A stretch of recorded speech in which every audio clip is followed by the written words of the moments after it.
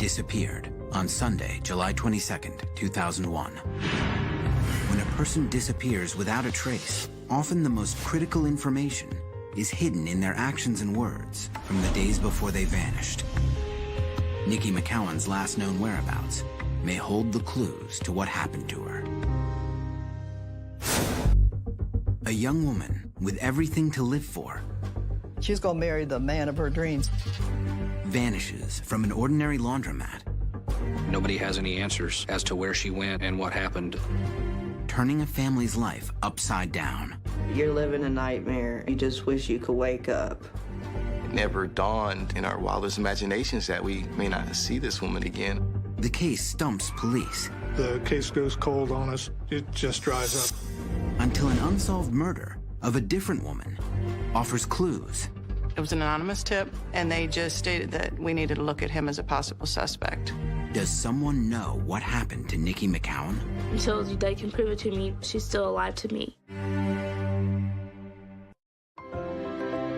July 22nd, 2001.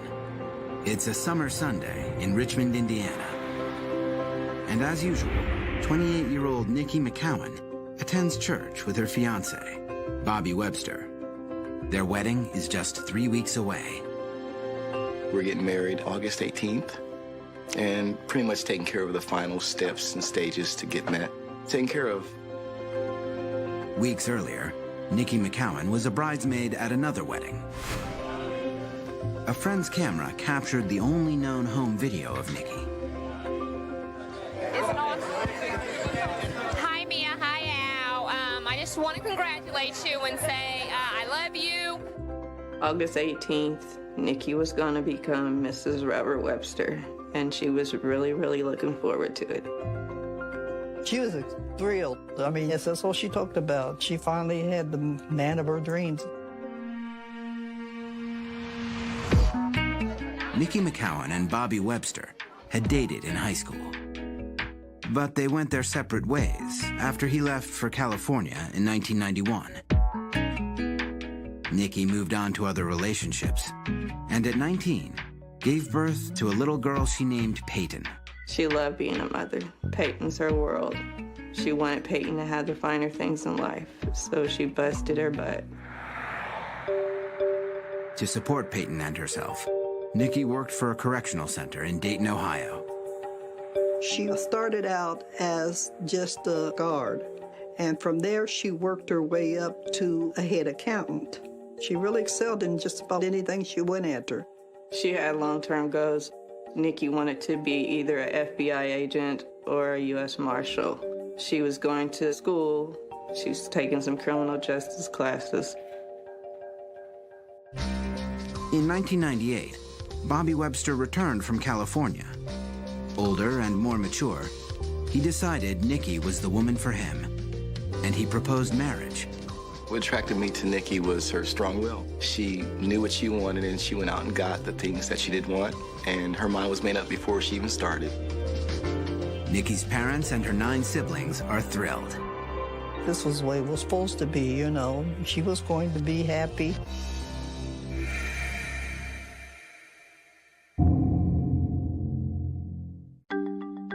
That Sunday afternoon, in July of 2001, Nikki and Bobby busied themselves with wedding preparations and household chores.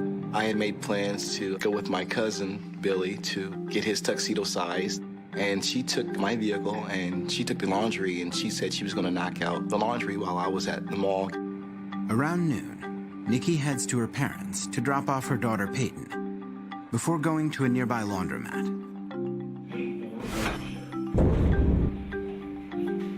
Last thing I said to Nikki was, I'll be back by 4 or 5 to do the wedding invitations that evening. A few hours later, Nikki drops by her parents' house again, while her clothes are in the dryer. During this visit, Nikki seems agitated. Something was really bugging her, like she couldn't throw it off. I kept saying, now calm down, Nikki, calm down, you're gonna be okay. Nikki tells her mom that there are some men hassling her down at the laundromat. And I said, well, Nikki, if it's troubling you that much, my washer and dryer is downstairs. Just go get your clothes and bring them here and finish drying them down there. She said, I'll be okay, Mom. Minutes later, Nikki leaves her parents to return to the laundromat. She said, I'll be back, Mom. And I said, okay, and that's it.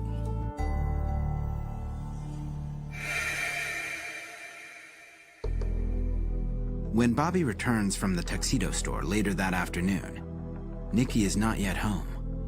I didn't see the laundry there or my truck. She kicks her sandals off the doorway. And I think that's the first thing I noticed. Her sandals weren't there, but, you know, I just figured that I'd gotten home before she did. 2 hours later, Nikki still hasn't returned. Bobby begins to worry. The time I thought something may be wrong was between 6 and 7 with no phone call or anything. And then from that point, it went to another hour. There's been no word.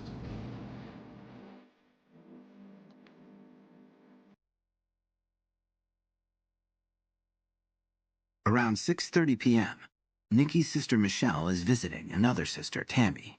She asked me if I seen Nikki. I said, no, I ain't seen Nikki. Why? What's wrong? She was like, Bobby's been calling, looking around for her. He can't find her. I was like, oh, she's probably out shopping or something. When Nikki is late to pick up her daughter, Peyton, her mother assumes she's at work. I just said, oh, she's all right. I said, you know how Nikki sometimes, just on the spur of the moment, will jump in her car and go over to Ohio because she worked there. At the apartment where Nikki lives with Bobby and Peyton, there are no signs that her absence is anything more than temporary. Her essentials are still on her bedside table. She left her purse, her ID, her clothes was all there. There was nothing missing outside of the laundry that she took with her to go to the laundry. As night falls and Nikki fails to return, the McCowans become increasingly anxious. Everybody seemed a little concerned, but the last thing we would think that she was missing. But by 10 p.m., Nikki's fiance senses that something is very wrong. The first thing within my mind is something has happened as far as a vehicle accident or something like that. We drove to Dayton to see if she might have been stuck or she didn't have a cell phone or anything, way to call nobody. The family checks along the highway, but there is no sign of Nikki. By 2 a.m., the McCowans are racked with worry.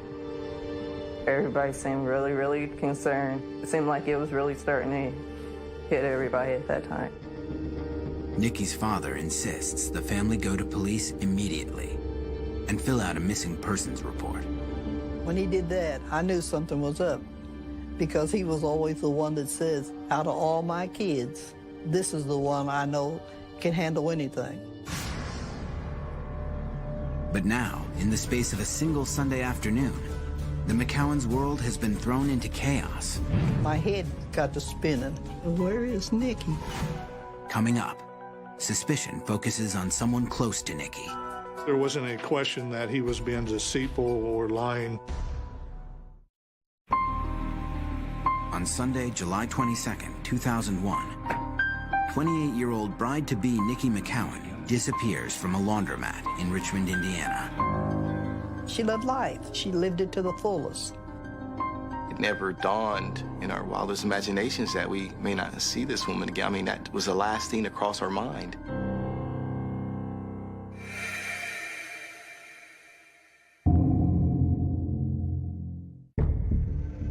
It's the day after Nikki disappeared. Her family has filed a missing persons report. But initially, police see no reason to be concerned. There were no phone calls indicating any trouble. There were no indicators that any harm had come to her.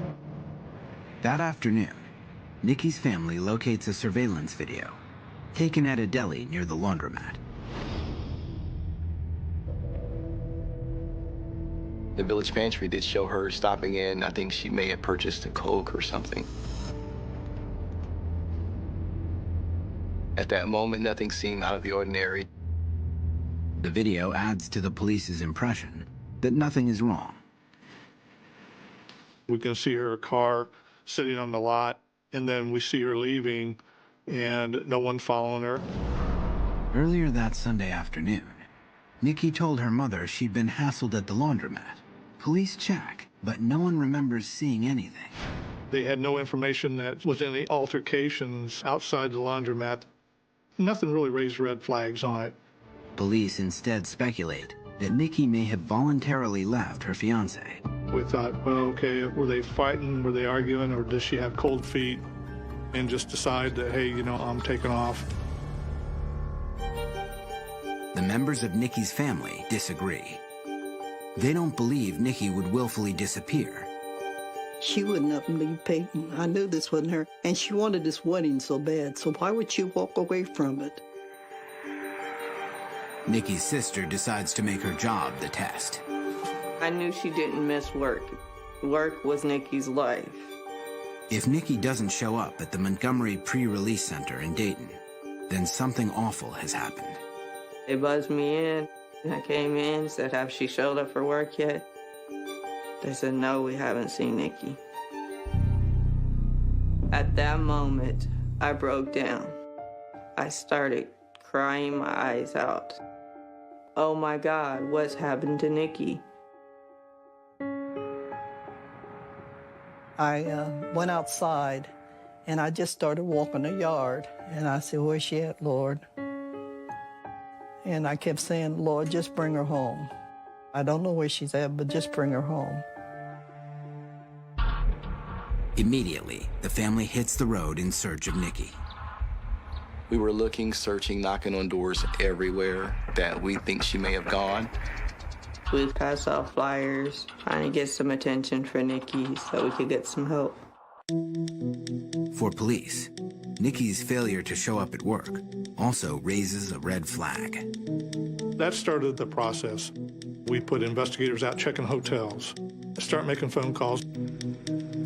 Police also knock on doors near the laundromat, hoping to talk to people who frequent the area. We had investigators go down there and interview people to see if they knew anything about her, remember seeing her. This foray turns up nothing concrete. Nikki's cell phone and bank accounts also lead nowhere. And a helicopter search over Richmond and Dayton fails to find Nikki's missing vehicle. Despite the lack of physical leads, police soon hone in on a possible suspect. It's the man Nikki was planning to marry. In the days after Nikki's disappearance, Bobby Webster's actions strike investigators as suspicious. The day after she goes missing, he calls the community college where Nikki was taking classes and wants to collect her unused tuition money. Right off the bat, he calls the college and wanting all of her college money. He gets so irate with the person he talks to on the phone, lady that's in charge of the financing, talks to him and tells him that she has no money, that her college is being paid by her employer. We find out that on Wednesday, he goes to the jewelry store and tries to take back the wedding rings that she had purchased for him. By midweek, police say, Bobby Webster has canceled the wedding and demanded the deposit back. Word of Bobby's actions reaches Nikki's family. He's talking about canceling the wedding, like he knew she wasn't coming back. Why would you cancel a wedding so fast? Nikki wanted to get married so bad, so why are you already automatically giving up on her? Bobby denies canceling the wedding. I never told anyone it was even canceled. But at that time, it's obvious the last thing on my mind is this wedding. I want Nikki, and then the wedding is second to that. He also denies trying to wring money out of Nikki's college. Yes, I inquired about her student loan, but I wasn't trying to get it. The ring, he says, was returned for good reason. I just wanted the deposit back to buy a cell phone because we didn't have one at the time, and there was so much running around involved. I just thought that might be a tool that would help us. Nevertheless, police ask Bobby Webster to take a polygraph test. One of the questions that they ask him is, did you have anything to do with the disappearance of Nikki McCowan, or do you know anything about her disappearance? And he said no, and according to the polygraph operator, it about blew the needle off the chart, indicating that he was lying to us. The question that we're asked was, do I feel responsible? Who isn't going to feel responsible for not being there to protect their woman if they think she was in a position where she needed help? In spite of Bobby Webster's actions and the failed polygraph test, police do not arrest him. We still have no evidence to link him to any crime. There's no proof at this point that anything happened. They don't have any evidence to suggest that, you know, there was a murder, that anybody did anything that they shouldn't have to Nikki McCowan. All Richmond detectives can do is label Nikki's fiancé a person of interest. The person of interest, by definition, is someone who is able to give the police information that can help them with a case. He knows something more than what he's telling us, and it's a matter of trying to get him to talk.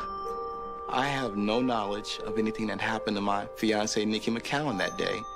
Why would I want to do anything to the most wonderful person in my life? Webster believes that the police's focus on him is using up valuable time in the investigation. You can't get any further off the scent of the trail than now messing with me. I knew that. They didn't, but I did. So I kind of had doubts that they would even solve this case. At this point in the investigation, detectives have no other significant leads in the case. As days turn into weeks, the lack of progress angers the members of Nikki's family. The sisters or some of the brothers would make accusations, you know, we weren't doing our job, we were looking at the wrong people. Family members begin their own aggressive effort to chase down any and all leads. People would tell us Nikki's in this house, and the whole family would get in a car and go there, and it would get really, really chaotic because we're like wanting to kick the door in and stuff. For the police, the family's efforts to find Nikki go seriously overboard.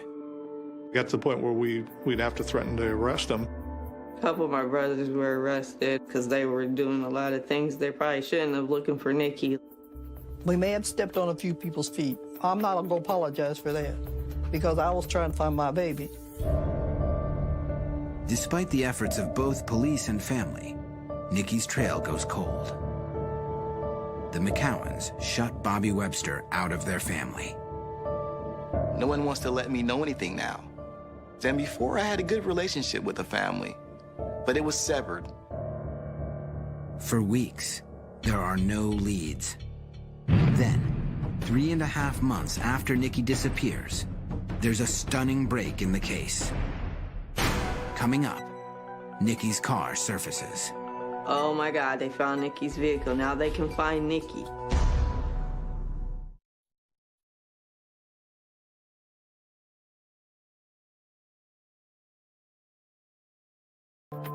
Almost 4 months have passed since 28-year-old Nikki McCowan went missing from a laundromat in Richmond, Indiana. Police have tried to connect her fiancé, Bobby Webster, to her disappearance. I felt like an outcast. I felt like everyone just locked me away in a room and just judged me. It's unfair, but it's the path I guess God chose for me to go. Police acknowledge there's no evidence that Webster is involved. We have a lot of information, but it doesn't take us anywhere. So that leads us to a dead end.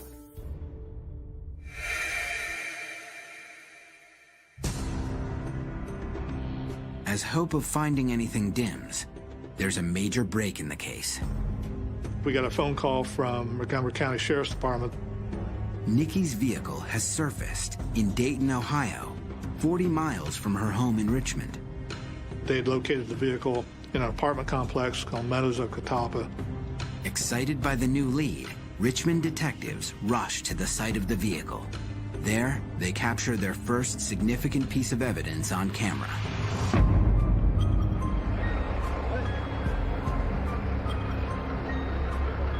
We were elated. We thought, here we go, this is going to help us solve the case. My heart stopped. I felt like, oh my God, they found Nikki's vehicle. Now they can find Nikki.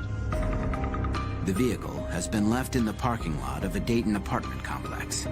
Amazingly, though Nikki disappeared almost 4 months earlier, police find her laundry. It's still inside the car.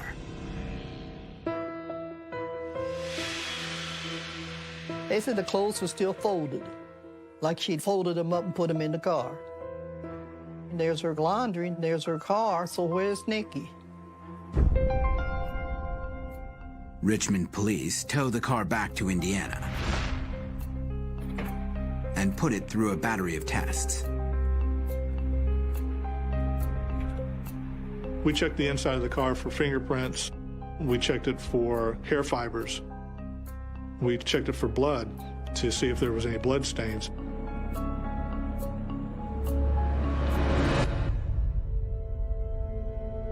Nothing turns up. No signs of a break-in or a struggle. No fibers and no strange fingerprints. It was hard even for us as law enforcement officers to take because we had based our hopes so much on finding the car. It was a major disappointment for us. It broke my heart. Now we're back to square one. The car doesn't yield any leads, but the location where it's found does. A man named Tommy Swint lives just a quarter-mile away. It turns out he once had a complicated relationship with Nikki. Tommy Swint was a co-worker of Nikki McCown's at the Montgomery Pre-Release Center. To what extent their relationship extended, is kind of up in the air. Detectives quickly discover that Nikki and Tommy Swint had conflicting ideas about their friendship. He was more like a big brother to her, but in his eyes, I think that he was looking at her in a different light than she was looking at him. They also learned that Tommy Swint had a violent streak, one that Nikki's sister Michelle had experienced years earlier. I had stopped by Nikki's apartment. Outside, I could hear her screaming, and as I opened the door, she's sitting on a chair with her foot inside his chest. He's like leaning over, and she's like, "Help, he's trying to rape me." I felt that if I hadn't stopped by that day and I hadn't walked in the door, that he may have raped Nikki. Now, detectives want to talk to Swint, but Swint will not cooperate. And without specific evidence, police cannot force him to do anything. Like Bobby Webster, they tag him as a person of interest. We're not saying at that point in time that he actually killed her, but he's got information that could be helpful to us to lead us to her whereabouts and what happened to her. Despite having two persons of interest, the investigation stalls once again. It just dries up. The case goes cold on us. The McCowans struggle to keep Nikki's case in the public eye. That's the thing that they tell you to do. Keep it in the media's attention. Don't let them forget.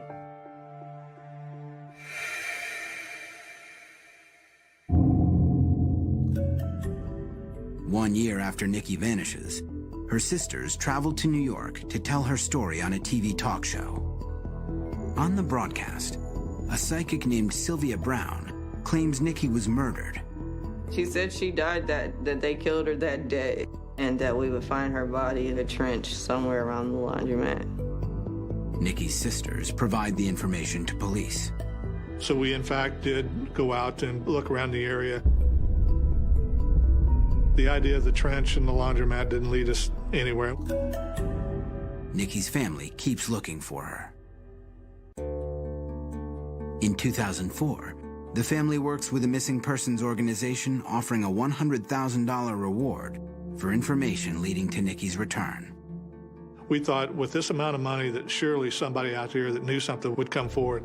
We had a press conference here on the second floor of the city building. I just feel that this is Nikki's day. This is Nikki's day. You got 20 days. 20 days to come forth. To be wealthy. To come forth and get your $100,000. $100,000 is a lot of money, and I thought that one would definitely work. So I thought this was it. Somebody's finally gonna talk. but they didn't. As the years pass, Nikki's disappearance and the fight to find her take a huge toll on her family. It's like you're living a nightmare and you just wish you could wake up. Your life was fine. Now you have a missing sister. Nikki's daughter Peyton, just 9 at the time of Nikki's disappearance, grows up without a mom. For the longest, I didn't like to hear the word mom. It was hard going around watching all kinds of daughters and moms holding hands and being happy together. With Nikki gone, it's Nikki's mom and sisters who raise Peyton. On the 5th anniversary of her disappearance, family and friends gather to remember Nikki. We gathered at the laundromat and we had candles lit. Peyton, just 14, addresses the crowd and pleads for her mom's safe return. Please, if just do it, just not for the family, just do it for your own good. Just do it because you feel bad for us or something. Just don't keep her away from us because she needs us and we need her. Despite all their efforts, the family of Nikki McCowan cannot prevent her case slipping from public view. Then, without warning, 6 years after the investigation, a bombshell. Coming up, police learn that Nikki's former coworker is connected to an unsolved murder of a different woman. More than 5 years have passed since Nikki McCowan disappeared, leaving a trail of heartbreak and frustration for her family. She had her whole life ahead of her. We fought and fought and fought, and we get nowhere. But just as the trail threatens to go completely cold, a revelation rocks the case.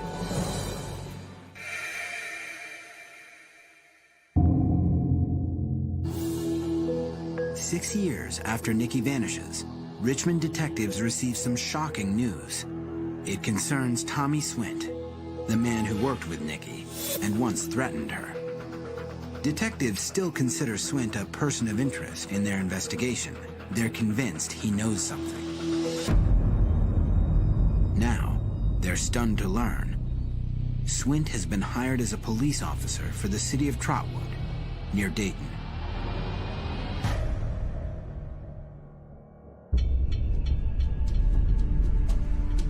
We were shocked that he would be working as a police officer. Members of Nikki McCowan's family are also stunned. They believe Swint is connected to Nikki's disappearance. How are they going to give somebody like this a job as a police officer? How did this just slip through the cracks?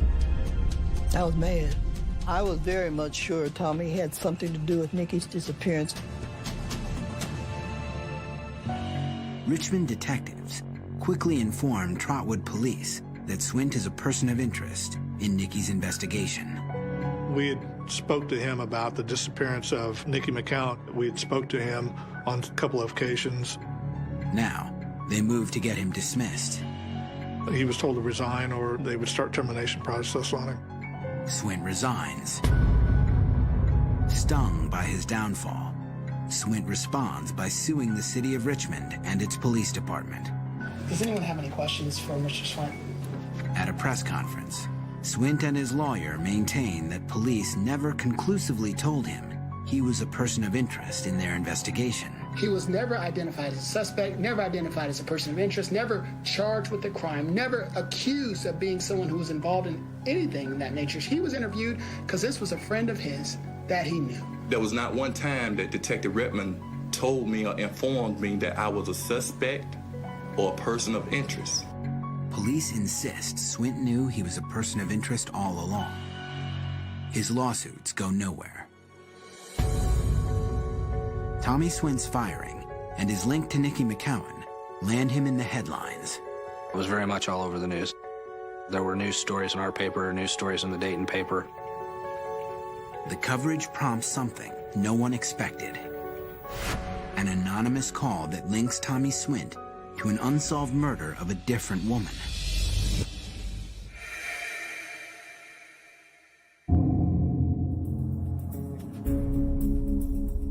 We get a call from Dayton Police Department, one of their detectives that works cold case homicides. It's Detective Patty Tackett. Dayton police have received some explosive information about Swint. It was an anonymous tip that called in, and they just stated that we might want to look at him as a suspect. Gave very limited information, but just to the fact that we needed to look at him as a possible suspect. The tip linked Swint to an unsolved murder. 16 years earlier, some forest workers had found a body in a pile of brush near Dayton and reported it to police. What they discovered there was a blanket wrapped around and taped around the body of a young female. The body was identified as 33-year-old Tina Marie Ivory. She had been the victim of a vicious strangling. Tina Marie Ivory was a troubled young woman who had fallen into a life of prostitution and who lived in the Dayton area. At the time, stains on the blanket enabled Dayton forensic experts to create a specific DNA profile of Ivory's killer. But there was a problem. Detectives needed a suspect, a potential match for their profile. We can get DNA off of a victim or from a homicide scene, but that DNA is only as good as if we do have the suspect's DNA. There were no suspects in the Ivory case, so no match for the DNA profile. Like the McCowan case, the Tina Marie Ivory investigation went cold and stayed that way. For 16 years, they hadn't had any information as far as who did this to this woman. Until November 2007, when police received that anonymous tip linking the Ivory murder and Tommy Swint. Now, armed with that tip, Dayton detectives reactivate the Ivory investigation. The first thing that they needed to do was to be able to find if there was a way to match the DNA that they had from 1991 to Tommy Swint's DNA. Aware that Swint is a person of interest in the McCowan case, Dayton detectives approached their counterparts in Richmond. And we just follow up on that lead, which took us to Richmond, contacted Richmond. Incredibly, Richmond police can provide Dayton detectives with Swint's DNA. They have a sample. Just a few months earlier, during the controversy in which Swint was ousted from Trotwood police, Richmond detectives saw their opportunity to obtain Swint's DNA. He was telling the public and through his attorney that he'd more than cooperated for the Richmond Police Department. That's when we said, okay, if you say you're cooperating, give us your DNA. At police headquarters in Richmond, officials took the sample from Swint. We take DNA samples for several reasons. Is one, if something would show up later on, if we could find Nikki McCowan's body, if there was any DNA on her, we would have that to match up. Now, Richmond police send Swint's sample to Dayton's crime lab. And we were able to take his profile and match it against the DNA profile we made during the analysis of the samples taken from the clothing and the wrapping material of the victim. They were able to match that with DNA that was found on the body of the female that was murdered. Detectives have matched Swint's DNA to DNA from the Tina Marie Ivory crime scene. But they still need to tie Swint directly to her murder. Just because you have DNA on a body doesn't make that person the person that murdered her. You have to get more evidence that puts Tommy Swint's DNA there. Detectives must place Swint at the scene of the crime. Forensic experts re-examine the major evidence in the Ivory case. We also had the tape that was used to bind the victim. So the fingerprint examiner looked at the tape again. Amazingly, the re-examination reveals a further impression, unseen 16 years earlier. They were able to lift in a palm print from tape that was used to wrap the body that they didn't have the technology to get back in 1991. Then the next hurdle was to be able to match the fingerprint to Tommy Swint.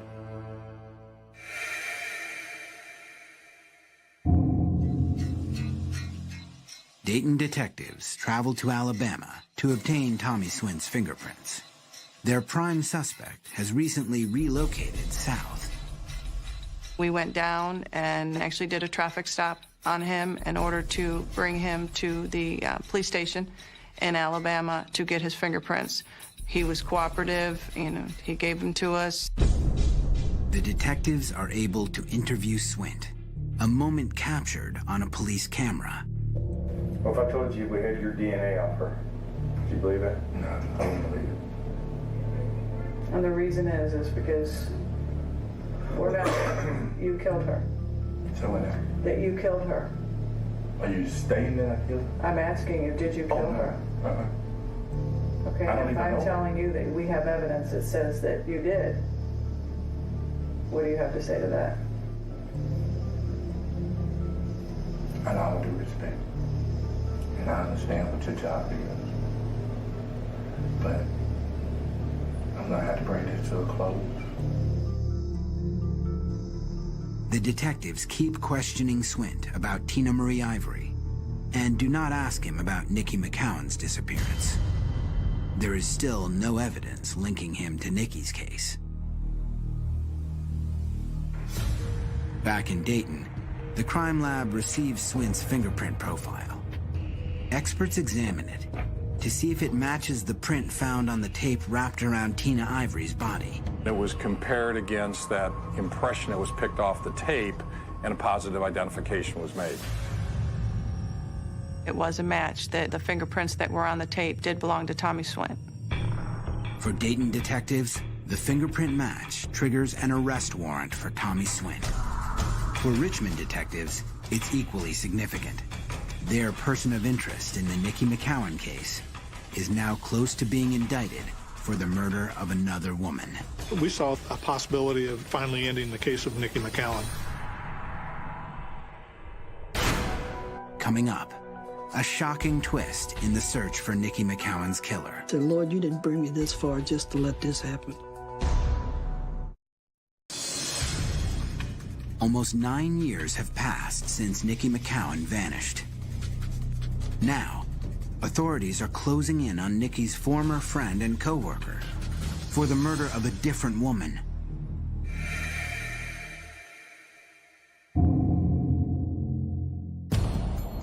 A grand jury in Dayton, Ohio, indicts Tommy Swint for the killing of Tina Marie Ivory. It's the moment detectives have been waiting for. We were hoping that he would say something, admit to us or to them that what happened to Nikki McCowan. Less than 1 hour later, police prepare to arrest Swint in Russell County, Alabama. I contacted Alabama to let them know that the indictment had come out, and they did their procedures as far as getting their backup in order to make sure that they made the arrest. At exactly 1 p.m., police drive up to Swint's house. They approach the front door. At that moment, a shot rings out. They heard a gunshot, and they went into the house. Police break down the door and find Swint on the floor, a gun in his hand. They had found that Tommy had actually taken his life.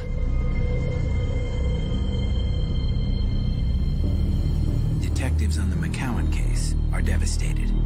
We're instantly pissed. We're angry. You know, our one shot that we thought we had of finally finding out, getting a conclusion to Nikki McCowan is up in smoke. Nikki's family hears the unsettling news. My son, he said, Mom, you know what this means, don't you? And I said, what? He said, you ain't gonna find no answer. Excuse me.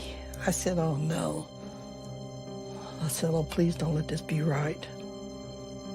I said, so close, so close. Nine years after Nikki McCowan disappeared from the laundromat in Richmond, her case has no resolution. Still, her family is grateful that Tina Marie Ivory's family has some answers. I feel blessed that Nikki at least brought closer to Tina Marie Ivory's family, because this wouldn't have happened if there was no missing Nikki McCowan. For Nikki's family, the death of Tommy Swint is a missed opportunity. I said, Lord, you didn't bring me this far just to let this happen. I said, this ain't right. I said, this ain't right. They firmly believe Tommy Swint was responsible for Nikki's disappearance. I was really upset the fact that he took himself out. I wanted him to face the music. I want to be able to look that person in the face and tell them how they destroyed my family. Ask them why they took my sister. I feel like my family deserves at least that opportunity. Richmond police insist the investigation will continue, but they also understand the consequences of their person of interest's suicide. The case will stay open until we find out what happened to her. Unfortunately, with Mr. Swint taking his own life, we might never know. For one man, Nikki's fiancé, investigated by police early on, Swint's death has brought relief. He too believes Swint was responsible for Nikki's disappearance. His suicide was sort of an answer. I mean, why would someone shoot themselves in the head, if they've got nothing to hide? Today, Bobby Webster has drawn closer to Nikki's family, particularly to her daughter Peyton. We text and talk on the phone constantly, and I get a chance to, take her shopping here and there. And that's one person throughout the ordeal I can honestly say still by my side was Peyton. I still have love for him. He is like a father figure, and I still call him my stepdad. He took me away from what was going on with the adults.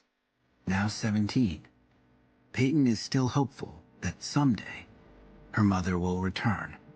I still think my mom's out there somewhere. I'm not sure if she's alive or dead, but, until they can prove it to me, she's still alive to me. For the McCowan family, Nikki lives on in Peyton. When she smiles, it brightens my day because it's like looking directly at Nikki. And Nikki would be very proud of the young lady she's become. The family search for Nikki goes on. I promised her daughter that I would never give up on her mom. I will find out what happened to my sister. And I'm going to keep that promise to Peyton. Until I find out where she's laying or who has her. Until I find that, I'll probably be in limbo the rest of my life. There's somebody's got to give a damn for all the Nickys out there, and there's so many of them. Tanya Ryder disappeared on Thursday, September 20th, 2007. When a person disappears without a trace, often the most critical information is hidden in their actions and words from the days before they vanished. Tanya Ryder's last known whereabouts may hold the clues to what happened to her. A hardworking woman heads home to catch some sleep after her overnight shift. As far as I knew, Tanya was just going about her normal day. She would have been getting off work and then heading home. But she never makes it. All of a sudden, she's not where she's supposed to be. She disappeared into thin air, as far as we could tell. Without a single clue, her husband must search for her, alone. Not knowing is enough to make you go insane. Tom is having the battle of his life. I was waging a one-man battle against overwhelming odds just to even get heard. To reach the shocking conclusion that turns into a media sensation. Whoa, what's going on here? Oh my God. Oh my God. Thursday, September 20th, 2007, is an ordinary autumn day in Bellevue, Washington, just east of Seattle. The day unfolds on schedule for 33-year-old Tanya Ryder. Tanya actually had two jobs. One of them was at Fred Meyer in the health and beauty aid section as stalker. That's an overnight shift. She finishes her overnight shift at 9 o'clock that morning. From Bellevue, she will head down Highway 169 to her home in Maple Valley for a few hours of sleep. And later, she will return to Bellevue for her day job, overseeing the fitting room at a department store. She was a dedicated worker. If she said she would be there 5 minutes early or 15 minutes early, she was there on the dime. Tanya's husband, 39-year-old Tom Ryder, also works two jobs. By day, he clears land for new housing. By night, he delivers pizza. We were working insane hours, but we had a goal in sight. They're building their dream house, overlooking the tranquil Puget Sound. Well, the idea behind all of this work and all of these hours was to make sure we had enough money to complete the house. Well, they felt that if they put in a lot of hard work and a lot of long hours, that they could eventually slow down and enjoy the house and each other. Tanya and Tom have been happily married for 7 years. Like many couples, their personalities are actually quite different. Tom is very vocal, very jovial, very outspoken. He's a prankster, whereas Tanya is very quiet. She doesn't speak unless she has something to say, and Tom will just talk your ear off. I'm an outgoing, boisterous idiot. Tanya's the other half of me. She's able to keep me in line. If you have Tanya here, you have Tom there to balance her. This is a marriage made in heaven. For now, Tom and Tanya Ryder are living in a house in Maple Valley. Their heavy-duty routine leaves them with little time to relax. They pass through the house at different times and can easily go 3 or 4 days without seeing each other. We had to schedule a time when our days off matched to actually even say hello. And that's pretty crazy.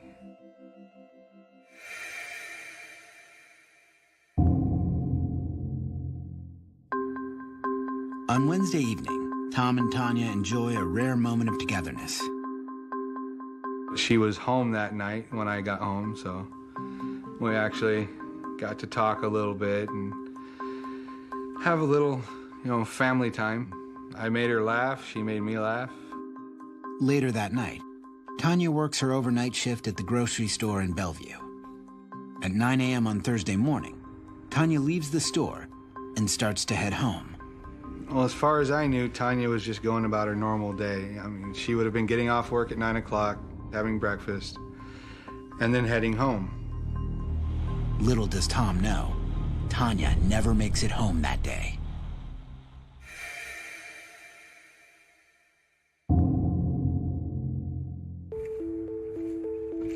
Three days since Tom last saw Tanya, he's on the job, clearing a housing tract in Maple Valley. The city was requiring the wetlands be cleared of all what they called hostile vegetation, which is like blackberry bushes. Around 10 a.m., Tom's cell phone rings. It's Tanya's boss at her daytime job in Bellevue. She tells me that Tanya hasn't showed up to her last 2 shifts. And I'm thinking to myself, I don't want to get Tanya in trouble. Maybe she just overslept. I'm trying to keep my calm and telling her, I'll try and get a hold of Tanya and have her call you. Concerned, Tom immediately calls Tanya's cell phone. I started walking back to my truck and dialing Tanya's phone number. She didn't set up her voicemail, so it goes to the little message that says, the cellular customer you are trying to reach has not set up his voicemail box yet. Mailbox cannot accept new messages at this time. Please try again later. Goodbye. She may not answer anyone else's calling in, but she'll answer mine. So now I'm starting to worry. Tom drives to their home in Maple Valley, thinking that perhaps Tanya is there. I make it to the door and I go, Tanya! And no answer, so I go and I check the downstairs. I double back and go up the staircase, and we have 3 bedrooms up there, and she's not in any of them. Tom checks the garage. Tanya's car is not there. The more I'm checking and not finding her, the more the panic is building inside me. Desperate to locate Tanya, Tom makes an emergency phone call.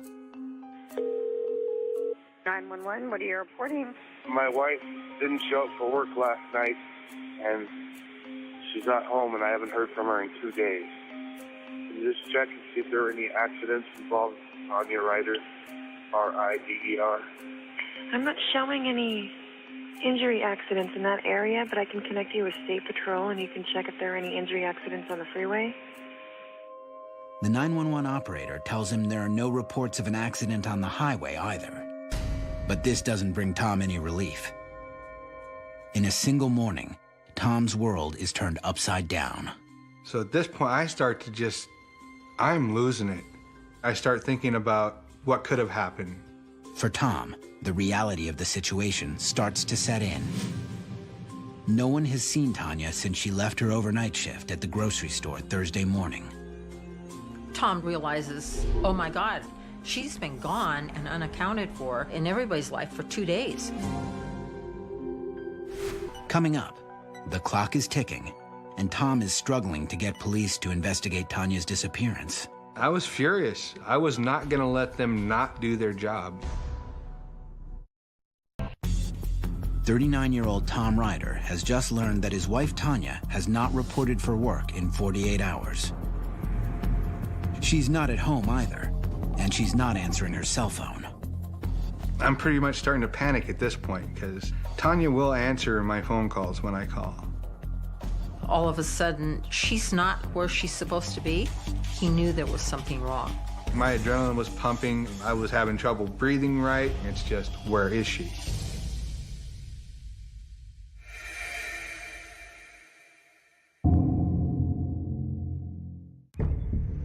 There is one more place Tom Ryder thinks to check.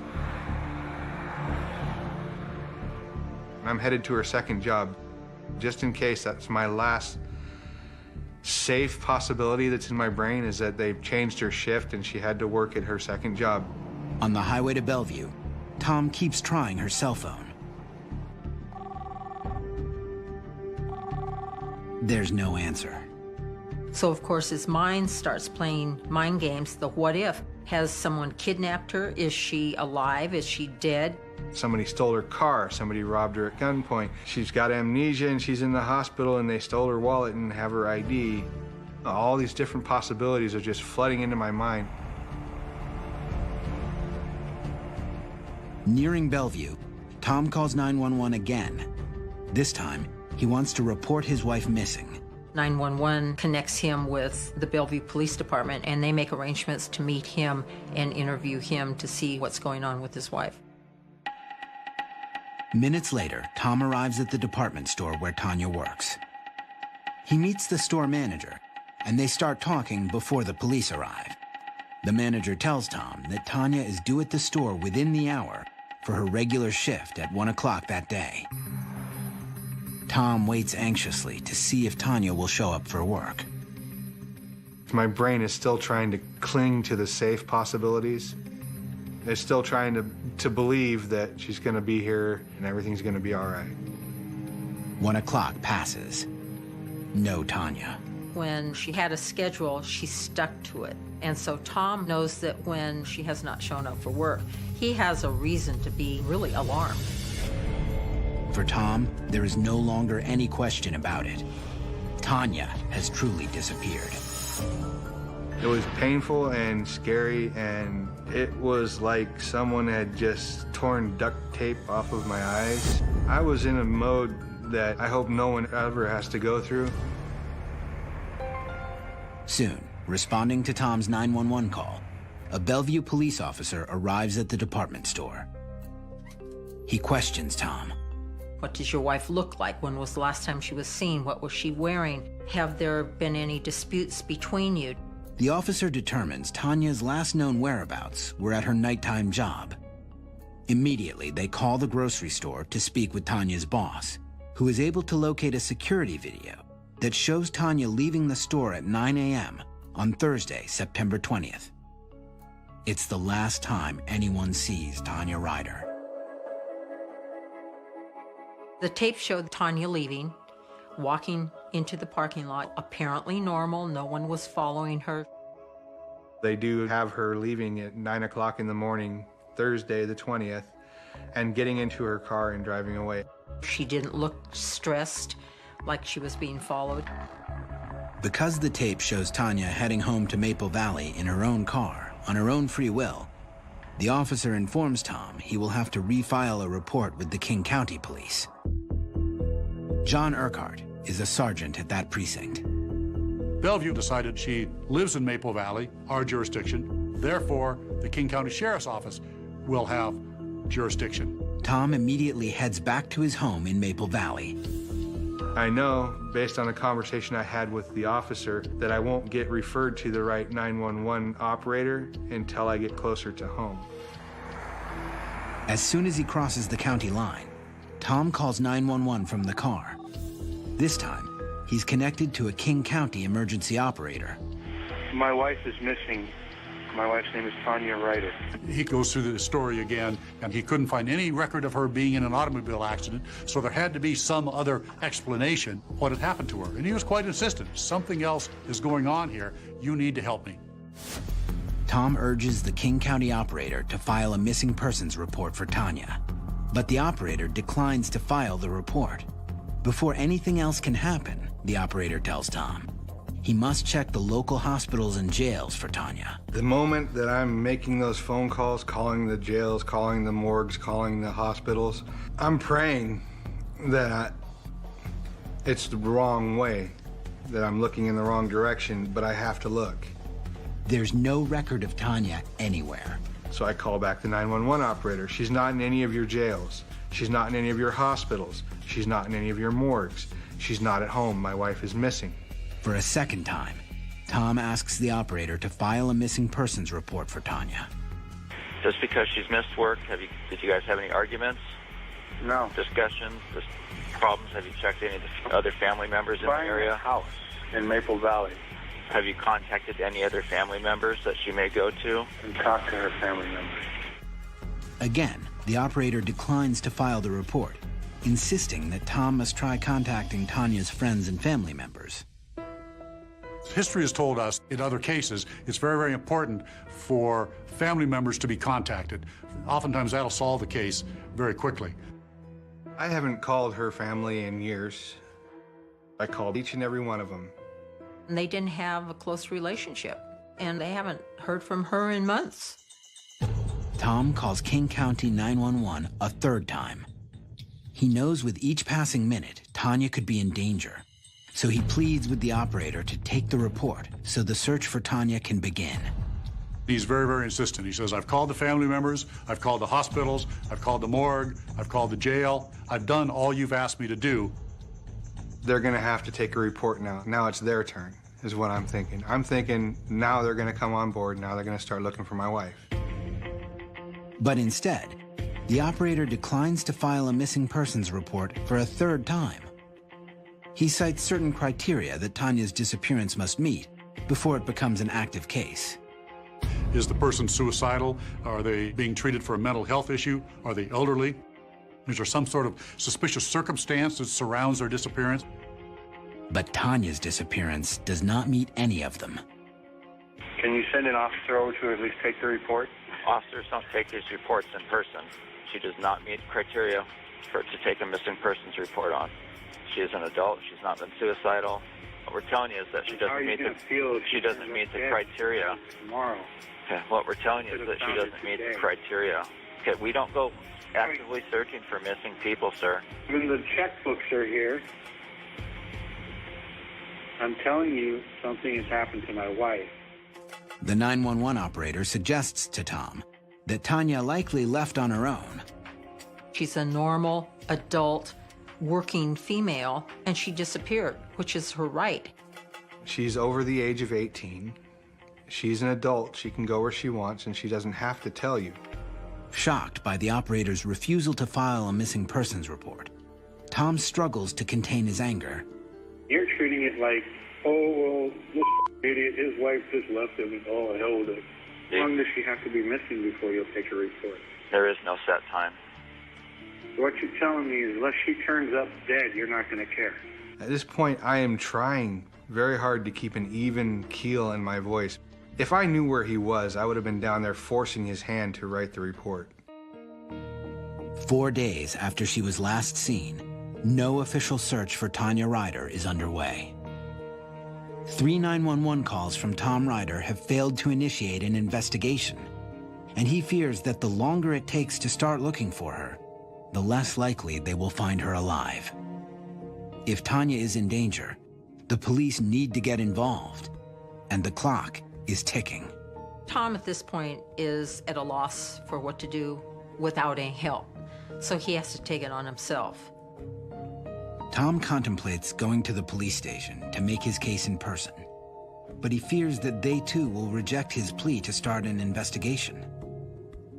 Instead, he decides to take matters into his own hands by involving the media. I figure I'm gonna force their hand. I figured I'm not gonna let them not look for my wife. I'm gonna call the media and make it loud and messy. But the news station requires a police-issued case number in order to run a missing person story, to avoid inadvertently reporting false information. It's a catch-22 because they can't run a story without a case number.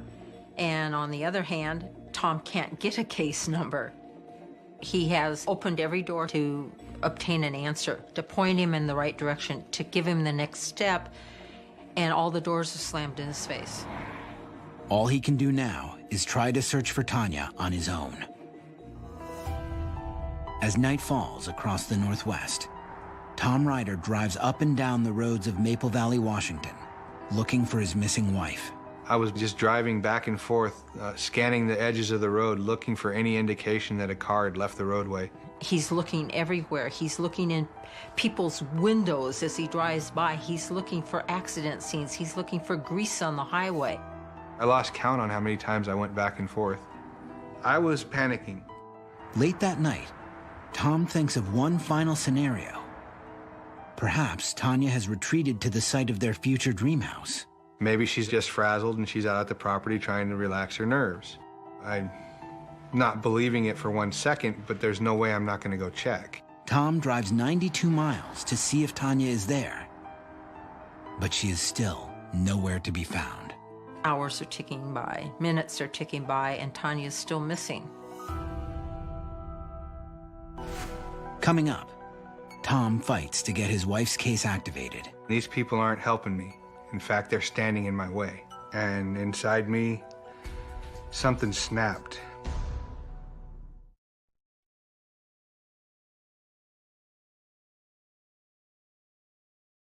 "39-year-old Tom Ryder is devastated. His wife Tanya has disappeared. It's crazy. The man was trying to hold it together as his life is falling apart. He's also furious. Despite repeated calls to 911, Tom can't get police to launch a missing persons case. I was waging a one-man battle against overwhelming odds just to even get heard. But time is of the essence, and Tom knows he needs the police if he has any chance of finding his wife. I know I can't do it all myself. I know I need their help. The chances of finding her were better with more people looking.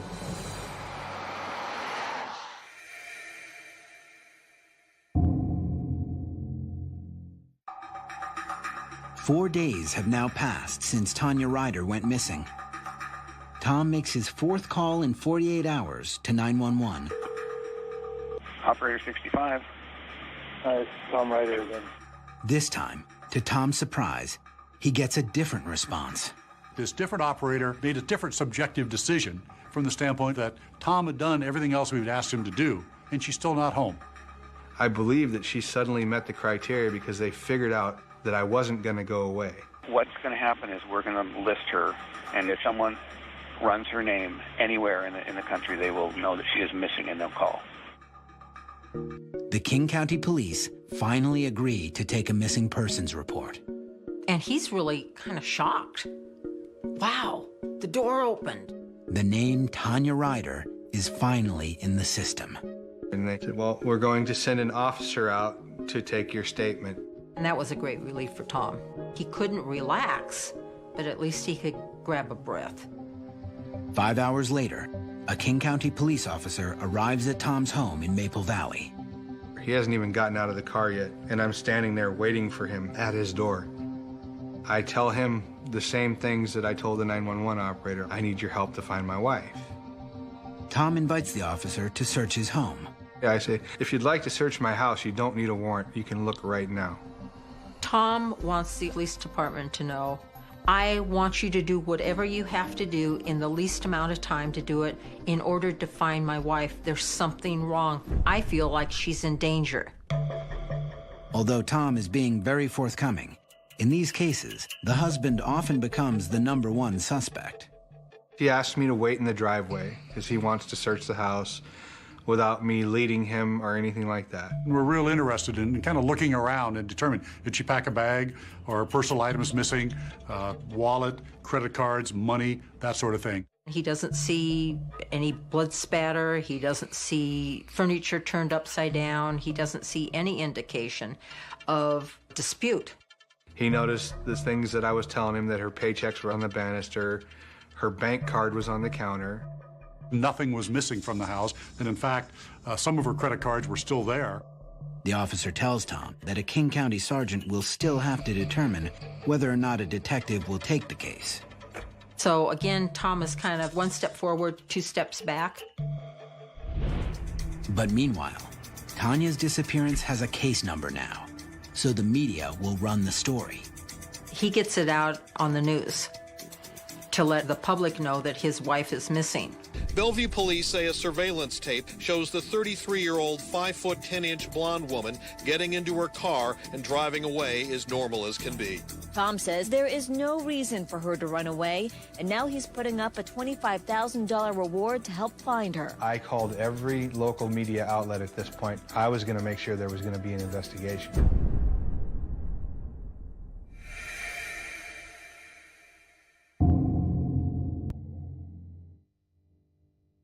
It's the 5th day since Tanya Ryder went missing.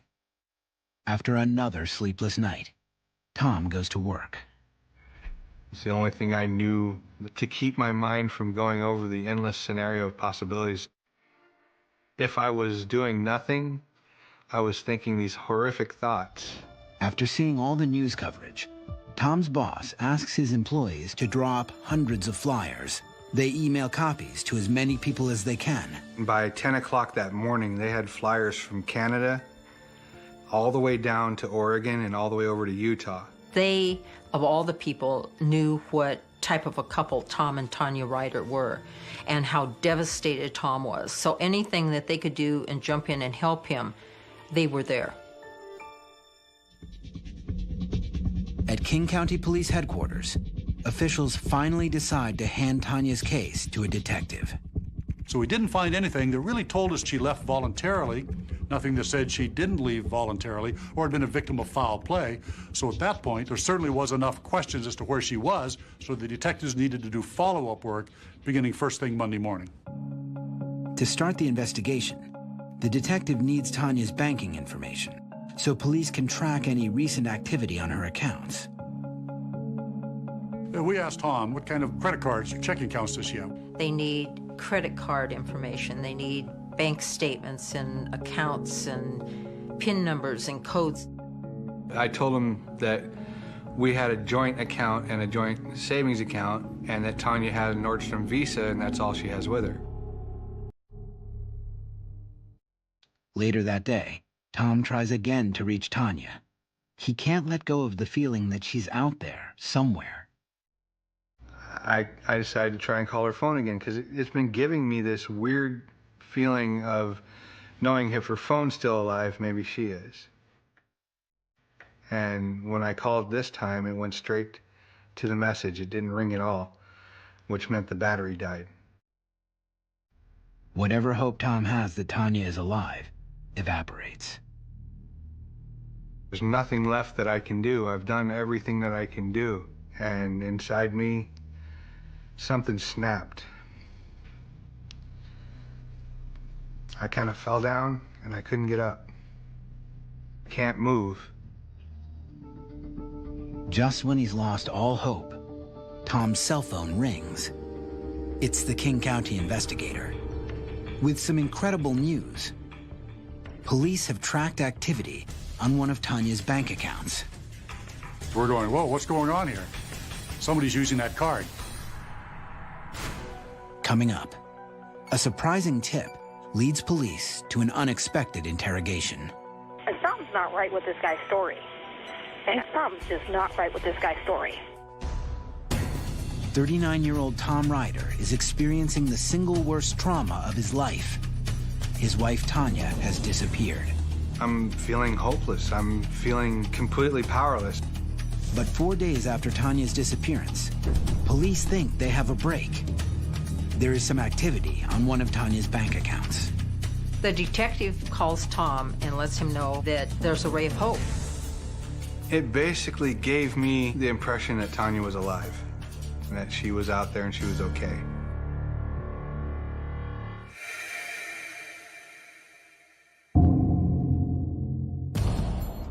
Tom calls the detective on his wife's case to inquire about the details of the new discovery. I asked her specifically what account she was monitoring that she saw activity on. She said, I saw activity on Tanya's checking account. As far as we knew, she had the only access to the account. Therefore, any activity on the account would be through her debit card. Unfortunately, there is a mix-up with the account information. I said, that's a joint account. That was me. I put the gas in my truck because I was out looking for her and ran out of cash. Tom realized it was his purchase off of the card, and it was nothing to do with Tanya. And so he was again devastated. Amid the confusion, one thing becomes clear. There is no activity on any of the accounts that connect to Tanya Ryder. Which means there are still no leads in the case, no evidence to suggest foul play, and no clues to where Tanya Ryder might be. There has to be some evidence of where she might be to give us a starting point, and we didn't have that. Again, she disappeared into thin air, as far as we could tell. Now that the bank records are a dead end, Tom demands police start physically searching for Tanya. A natural reaction for people is call out search and rescue, call out your helicopter, go look for her. But police insist that without a hard lead, there's little point beginning a search. Remember, we've got her leaving the city of Bellevue, driving 20-some miles to Maple Valley. That's a big area. So where do you search for Tanya Ryder? The reality is, you don't, because she could have gone anywhere. Tom also demands that they check Tanya's cell phone records. He's also thinking, why can't they get information from the cell phone company? I knew they had the ability to trace a cell phone's location to within a cell tower's radius. But legally, the cell phone company can't just give that kind of information to police. The problem is, people have a right to privacy. People expect that the police are not going to be able to trace their movements unless there's a reason to do so. In order to obtain the records, the phone company requires a warrant. But King County Police can't get one. In the state of Washington, to get a search warrant, you have to have probable cause to believe a crime has been committed. And at this point, we did not have probable cause to believe a crime had been committed. We didn't have an inkling or a suspicion that crime had been committed, much less probable cause. With no other leads in sight, King County detectives continue to pursue Tanya's cell phone records. Meanwhile, Tom is breaking down from the seemingly hopeless investigation. Tom is beside himself. He's sleep deprived. He can't keep food down, and he starts breaking down. He's wasting away, mentally and physically. When you're living through it, it is 100% nightmare. It is everything in your world slows down to a crawl. I was losing all control. And the whole time, you cannot take your mind off of the well-being of your loved one. But the situation is about to get far worse for Tom. Tanya's boss at the grocery store where she was last seen calls police to voice doubts about him. This is calling from the Bellevue Fred Meyer store because I wanted to get some information for somebody because one of my employees is missing. Something's not right with this guy's story. And I just need to let somebody know that. Something's just not right with this guy's story.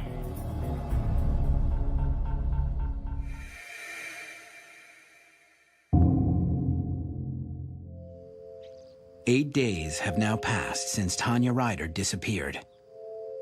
The recent suspicion raised by Tanya's boss is the only thing police have to go on. So they turn their attention to the husband, a usual suspect in these types of cases. But they have no evidence against Tom Ryder. We have to eliminate people from being a suspect in cases like this. And certainly the husband is the #1 suspect. Absent some other sort of evidence that might implicate him, what we decided to do was give him a lie detector test, put him on the polygraph, and see how he does. I get a call from the detective. Can you come in for an interview? No problem. I got nothing to hide. They just wanted to get some facts straight. Tom heads to the Kent Justice Center, where he sits for a preliminary interview before the polygraph. As the interview progresses, the nature of the questions starts to irritate Tom. Was your wife all right the last time you saw her? Was your wife unharmed? Did you do anything to anger her? So it's just, did you hurt your wife? Everything except for, did you kill your wife? Tom gets the feeling police are doubting his innocence. They were trying to coax a confession out of me. They had made up their minds that I had done something. All he could think of was, are they waiting for me to stand up and scream, I'm guilty? I murdered her? I wasn't fully aware of just how rattled I already was. It was like, this is it. They're going to be crucifying me down here. Aching with fatigue, Tom feels the walls closing in on him. My wife never laid a hand on her, never raised a finger to her. I haven't done anything. I knew I was at my breaking point. Coming up, the stunning conclusion to Tanya Ryder's mysterious disappearance. So we put detectives out looking to see what they could find. I mean, it's a needle in a haystack. In the span of 1 week, Tom Ryder has gone from a loving husband to a person being questioned about his wife's disappearance. Now, Tanya's boss is raising suspicions about Tom to the police. Something's not right with this guy's story. And I just need to let somebody know that. Something's just not right with this guy's story. Since there are no other leads in the case, police ask Tom Ryder to take a polygraph. He's thinking, these people want to prove me guilty. They wanted me to rule myself out or convict myself.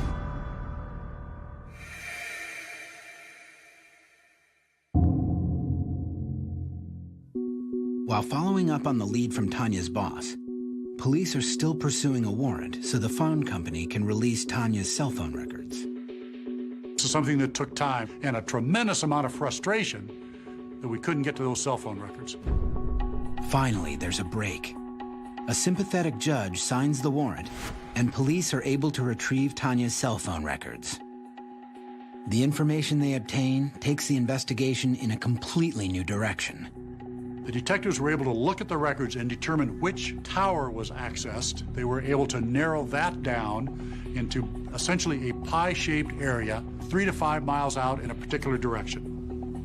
The latest is that it's actually hitting off the southeast of that tower.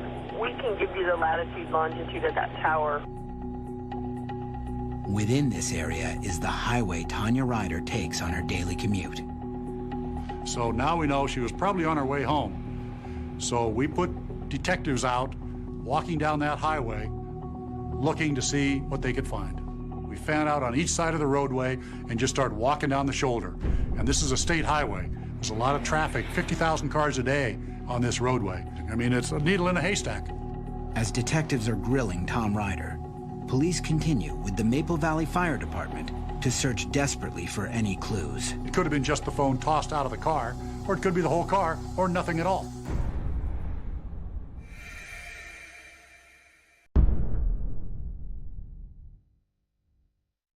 At 3:20 p.m., officials make an astonishing discovery. We found a vehicle a quarter-mile south of the south end of Jones Road. He finds the car down an embankment, off the highway, totally out of sight, but the car's down an embankment about 12 feet, upside down, and Tanya Ryder is hanging upside down, still in that car, 7 days later. Rescue workers are in shock. They check inside the car to see if Tanya is alive. 170, we got movement. We got movement. County, I need an aid car, please. Okay. This is that missing female, Tanya Ryder, that was on the news. We found her vehicle, and she's still moving inside of it. Oh, my God, this is a car accident. I think a car accident, and she's been trapped for this long. Okay. Wow. Tanya Ryder has been in a terrible car accident. and has been trapped 10 feet below the highway. Almost unbelievably, 8 days later, she is still alive. The car was on its side in a precarious spot, driver's side down, so she was on her side for 8 days, hanging from the seatbelt. The airbags had deployed. We opened the door and made contact with Miss Ryder. She was on her left side, suspended by her seatbelt in her seat, unable to reach anything, and she looked like she was hurting. She was just laying very quiet and just asking for help. Officers on the scene report the stunning turn of events to King County headquarters, where Tom Ryder is trying to rule himself out as a suspect. They give him the news. He said, "We found her car." It was at that moment, the moment that I almost collapsed. And I said, "Is she all right?"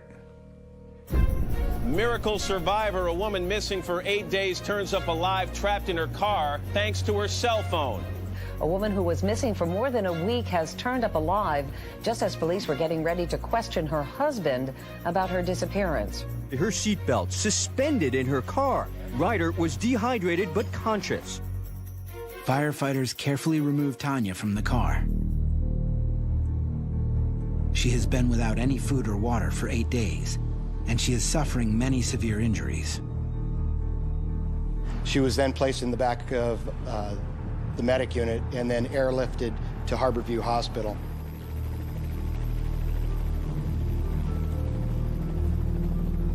Her organs had started shutting down because of lack of water intake. She had broken bones. They thought that she was going to lose her leg. She was in horrible shape. Doctors tell Tom that in a few more hours, Tanya might not have survived.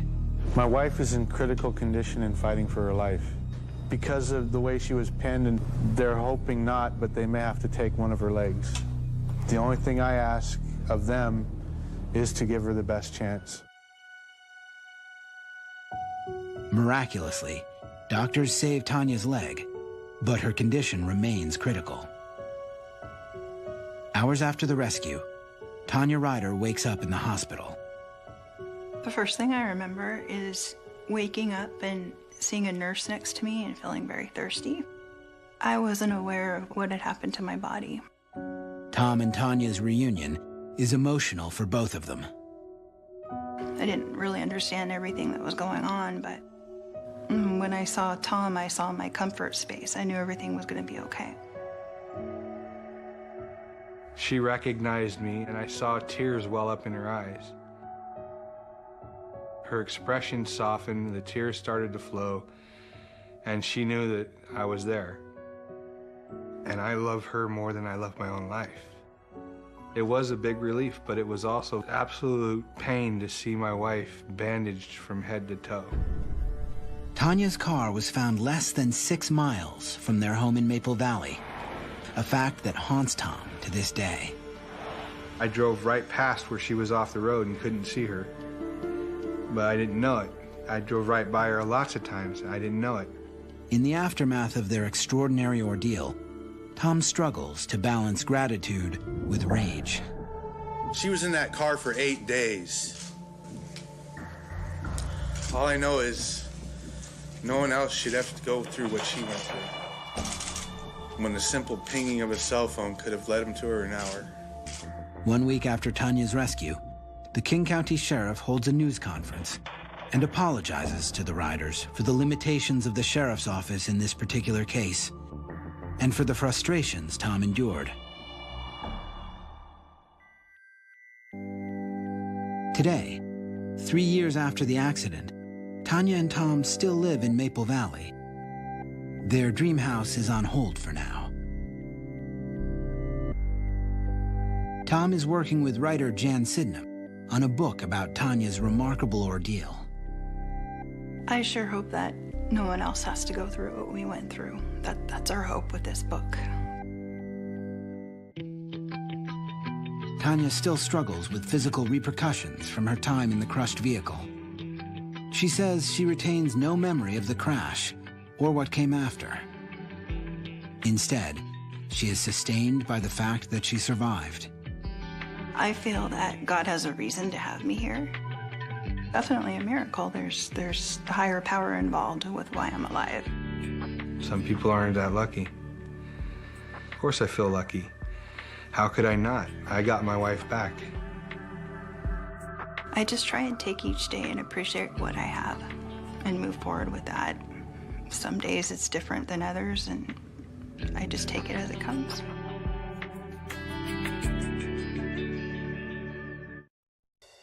A devoted New Jersey housewife and mother of two inexplicably vanishes in the middle of a routine school day. Everything appeared the way it would on any other given day. Her pocketbook with all her personal belongings was in the house, and she was gone. At first, there seems to be no trace, but it's not long before hidden animosities come to light. I have never seen Pat react that way. She was not herself. And a decade-long police investigation reveals this small town is not as idyllic as it appears. Burglars do hit homes. It does happen. The exact words were, "I killed the old girl." February 13th, 2001. It's a cold afternoon in Bogota, New Jersey, a quiet town just across the George Washington Bridge and seemingly a universe away from the throng of New York City. Bogota's a small town. It's about 7/10 of a mile. We're about 2 miles outside New York City. 40-year-old Jim Viola has left his 9-to-5 job as an engineer at Honeywell early. As he navigates traffic from Morristown to Bogota, he thinks of his wife, Pat, who's probably at home preparing dinner, as she has every day for the last 14 years of their married life together. But as he walks through the back door of his house, balancing Valentine's Day gifts in his briefcase, he's surprised to discover the burglar alarm has been activated, and Pat's not home. I was quite shocked because when you open the back door, the first thing you hear is the beeping, that the alarm is set. So I dropped everything that I had in my hand and ran over to the panel because they only give you like 20, 30 seconds before the alarm will trip. At the same time, I'm thinking, where is Pat? It was very unusual. In this household, where routines run like clockwork, something's suddenly amiss. If you're the type of person who's home every day at 5 o'clock, and for the last 5 years you've been at home at 5 o'clock, and somebody comes to your house at 5:05 and you're not there, they can report you missing. Pat is the kind of woman whose entire life revolves around the stable comforts of home. Just a few weeks earlier, 42-year-old Pat Viola was beaming as she presented one of her famous homemade birthday cakes on the evening of her son Michael's 10th birthday party. I don't remember what presents I got, but we had a big cake. Everyone came over, and it was a lot of fun. When it comes to birthdays and holidays, she wanted to get the perfect gift for you. At least outwardly, the Viola family has seemed picture perfect since Pat and Jim met in 1982. On the day he interviewed for his current job, Jim noticed the young woman working in the personnel department right away. I thought she was just cute. I liked her right off the bat. Once they did start dating, it was just meant to be. It was a love story. The romance blossomed, and Pat and Jim got married in 1986. The day of Pat's wedding, she was radiant. Her eyes were like jewels.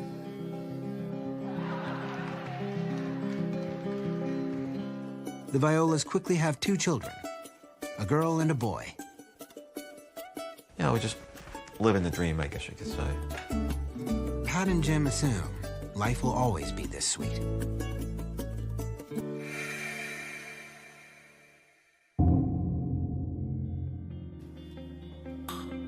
On the morning of February 13th, 2001, the day before Valentine's Day, life in the Viola household is chugging along on its usual schedule.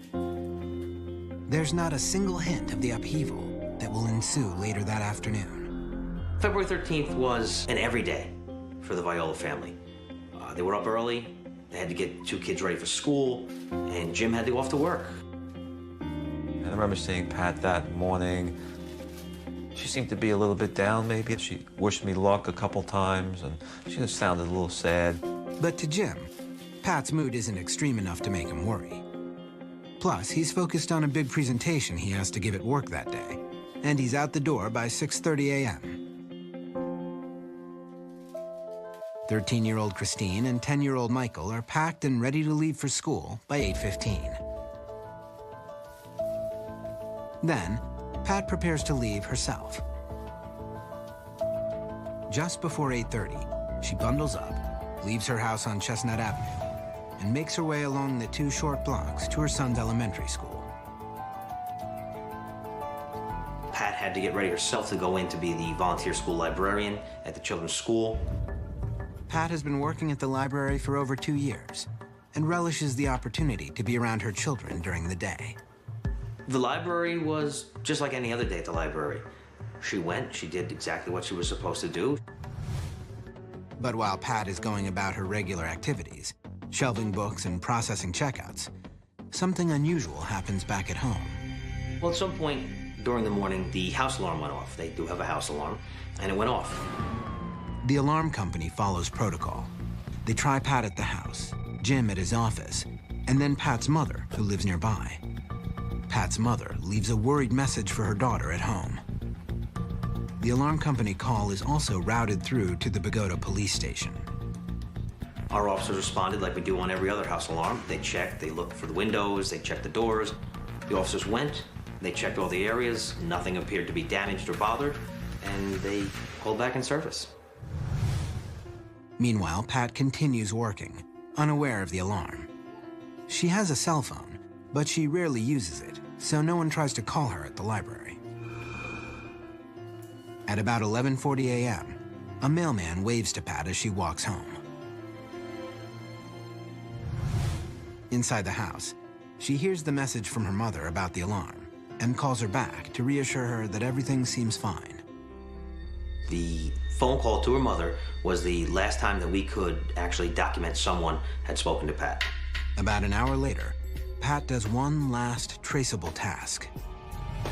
According to a report from the security company, she performs a reset on the house alarm at 1:11 p.m.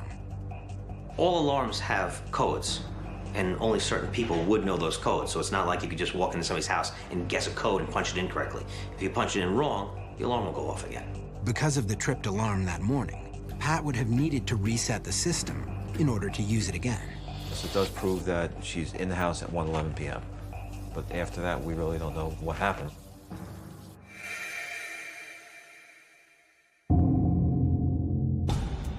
When Jim Viola walks in the door and realizes his wife Pat is gone, there's an eerie quiet.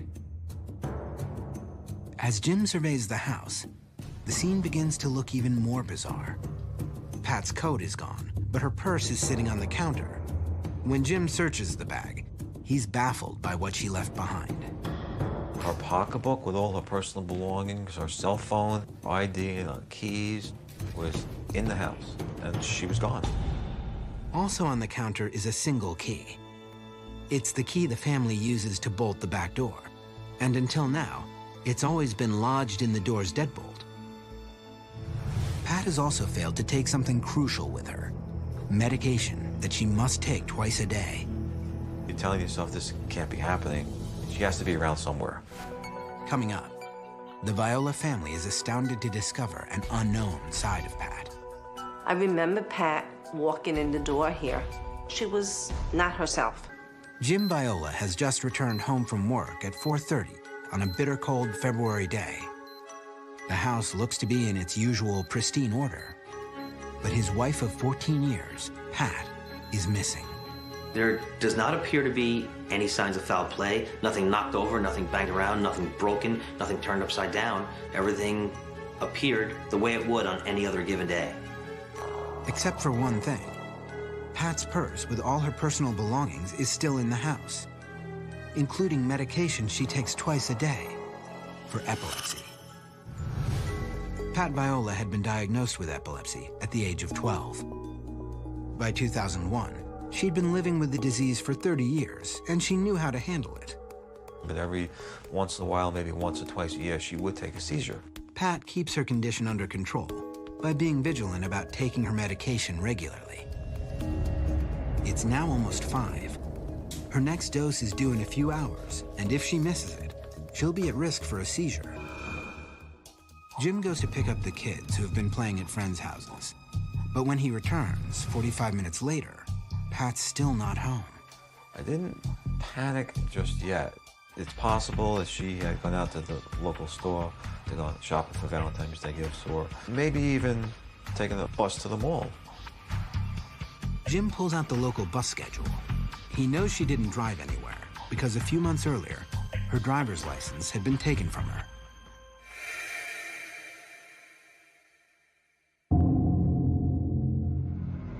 In November of 2000, a disturbing event occurred in the Viola house, and it had a powerful ripple effect on the winter that followed.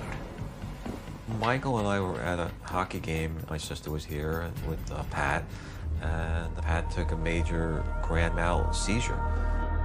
Ambulance was called, and she landed in the hospital. She recovered, but it was a pretty bad seizure. The seizure was so severe that her doctor recommended her driver's license be suspended for 3 months.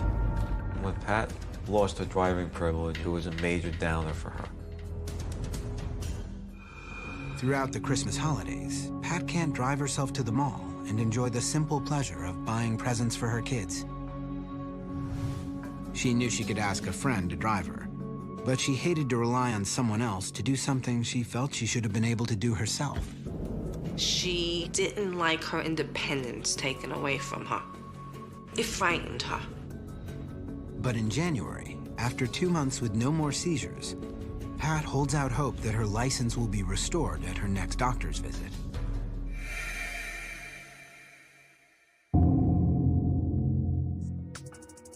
One week before Pat Viola vanishes, she goes for a follow-up appointment with the doctor, where she receives disappointing news. They took another blood test. The doctor said, the blood test looks pretty good, but we would like you to go another 3 months without driving. That's like a shot to the stomach. She was so active with the kids, taking them to sports, taking them to scouts. Part of her ability to take care of them and do things for them was stripped, which could definitely play with someone's psyche. But the suspended license isn't the only stress in Pat's life that winter. Several family crises were occurring, one right after the other. Jim's mom took ill, and it was extremely difficult raising 2 children, going back and forth to the hospital, and maintaining regular household chores. Adding more tension to the mix, Jim's sister Donna recently moved in with the family after a rough breakup with her boyfriend. It was actually Pat that mentioned to Donna, you know, if you want to stay with us till you're on your feet, no problem. But as the winter wears on, it becomes tiresome for Pat to take care of yet another person. Donna smoked, and she used to smoke in the house. After Donna would leave to go off to work, Pat would go downstairs and vacuum up and make it smell real nice again. And I guess this was a nuisance. On February 12th, 2001, Pat is cleaning up Donna's bedroom and spots something maddening. Cigarette burn marks on the guest bedspread. Pat was very worried about this, but you don't want to have the house burned down. Pat agrees to talk to Donna about the burns the next morning, as there is no time to discuss the issue that night. The whole family is expected in Brooklyn at a party thrown by good family friend Toinette Fazio Markowitz. Pat and Toinette had been the best of friends from just about the moment they met on a double date with their husbands. They were very tight. I guess you could say they loved each other like sisters. When you find somebody that's a friend to you 24 hours a day, no matter what, that to me is a sister. And that's what it's all about.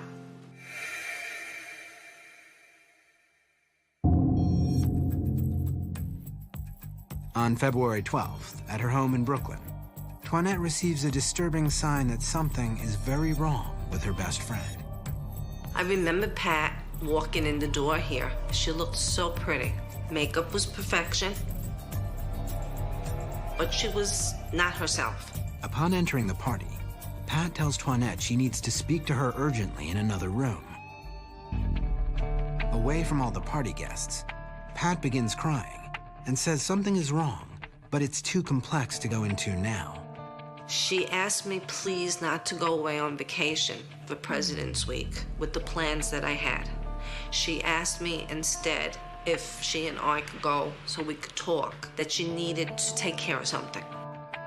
Toinette's shocked, but she promises to plan a getaway with Pat, anywhere she wants to go. Then, Pat says something that sends Toinette reeling. She asks her to please look after the kids, no matter what happens. At that time, I cried into her, and she just said to me, I can't discuss it now. But it's important enough that I need you to be there to listen to me. And I could tell by her voice that it was important. Shaken, Toinette cancels her vacation that very night. Thrown by the cryptic conversation, she calls Pat early the next morning to follow up. She's surprised to hear Pat brush off their talk from the night before and change the subject to Valentine's Day presents. She sounded tired on the phone and a little bit like hectic. But besides for that, okay. But when she gets off the phone, Pat displays a side of herself that no one has ever seen before. Pat storms downstairs and confronts Donna about smoking in the house. Pat came down the steps and she seemed to be very angry and yelling at Donna, and Donna was very shocked and bordering on tears because this was not Pat. It was out of character. I don't think I've ever seen her raise her voice at all, to anybody. Donna described her like a raving maniac. I have never seen Pat react that way. Were cigarette burns really enough to cause such an outburst? And what was it that she so desperately needed to tell her best friend? Coming up, the police embark on an urgent hunt for any trace of Pat. If the person is in some type of distress, all those minutes and hours really count. It's February 13th, 2001. Mother of two, Pat Viola, normally a creature of habit, has been missing for several hours. Night's descended on her home in Bogota, New Jersey, and her husband Jim is growing alarmed. As the night goes along and you don't get any answers, and obviously, you're getting extremely worried.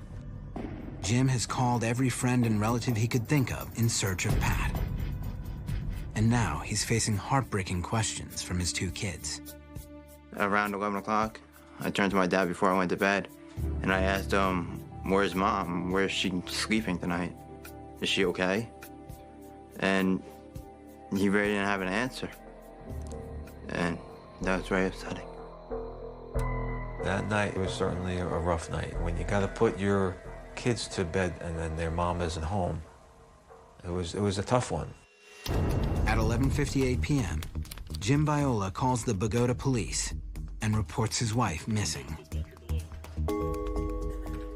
Two officers come out that night and take an official missing persons report. The next morning, the report lands on the desk of Captain James Sepp. Captain Sepp starts by examining the known factors. Pat was home at 1:11 p.m. We can confirm she was in the house because the alarm was reset. 4:30 p.m. is when Jim Viola comes home, and she wasn't home. So Sepp is faced with a question. How did Pat leave the house between 1:11 and 4:30 p.m. if she didn't drive? We actually stopped all the buses in the area. We talked to the bus drivers. We spoke to the people that got on the bus just to see if any of them recognized her. The police then check the call logs of every taxi company in town. This area, you're not allowed to drive a cab and just pick people up off the street. There's no hailing cabs in this area, so it wouldn't be like a random cab just came by and she hailed it and jumped into the cab. They go door to door, asking neighbors if anyone saw Pat Viola leave the house on foot. We also called down to the Port Authority police, and we asked them to check logs to see if anybody with her name got into a plane. All the efforts turned nothing. Within hours, the police investigation shifts focus from how Pat left the house to where she could be now.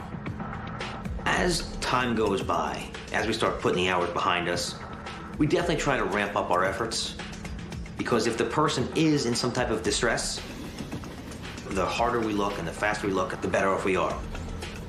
The sheriff's department offers a police dog to search the railroad tracks and along the banks of the local river.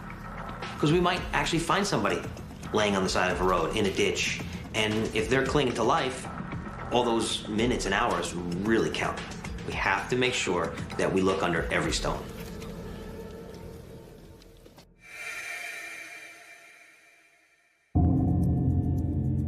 The search for Pat Viola has been ongoing locally for 3 grueling days.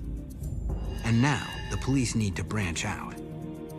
After a certain point in time, we have to start broadening our investigation. And anytime that you broaden your investigation, you're going to have to look in places where you might not ordinarily want to look at. The Bogota police organize an aerial search to cover more ground. We had a helicopter up in the air, and they had a special device that checks for heat. It scans the area, and if there's a body laying somewhere in brush, it'll see that there's heat in the middle of an area. After the aerial search reveals nothing, Captain Sepp examines clues regarding Pat's mental state at the time of her disappearance. When he hears about the argument with Donna and the conversation with Toinette, he considers a grim possibility. We did take a look at the suicide angle, and we found information that very well may fit into the pattern of someone who'd commit suicide. The George Washington Bridge, which spans the Hudson River, is just a few miles away. The bridge has a notorious reputation for attracting people who are suicidal, but Sepp quickly rules it out. No one in that time frame had jumped off the bridge, and if someone did jump off the bridge, they would have recovered the body from the river, and that didn't happen. However, if you go a little bit further north on the Palisade Interstate Parkway, there's an area commonly called the Cliffs. What you see is what appears to be a nice sheer rock face wall. The rock wall is choked with undergrowth, and it often takes years to recover the bodies of those who've jumped there. There's trees, there's a forest down there, and the trees actually kind of grow backwards in towards the land. But this potential suicide location doesn't add up either. Although these cliffs are just 5 miles from her home, Pat had no way to get there. She didn't drive, and the police investigation shows she never called for a cab. What's more, everyone who knows how devoted Pat is to her family says the notion that she would commit suicide is preposterous. There's only one answer to the question. You know the feeling when you give birth to your child and you hold the baby for the first time? She was always there for the children. She's not the type of person to walk away. It's just impossible for her to do such a horrible thing.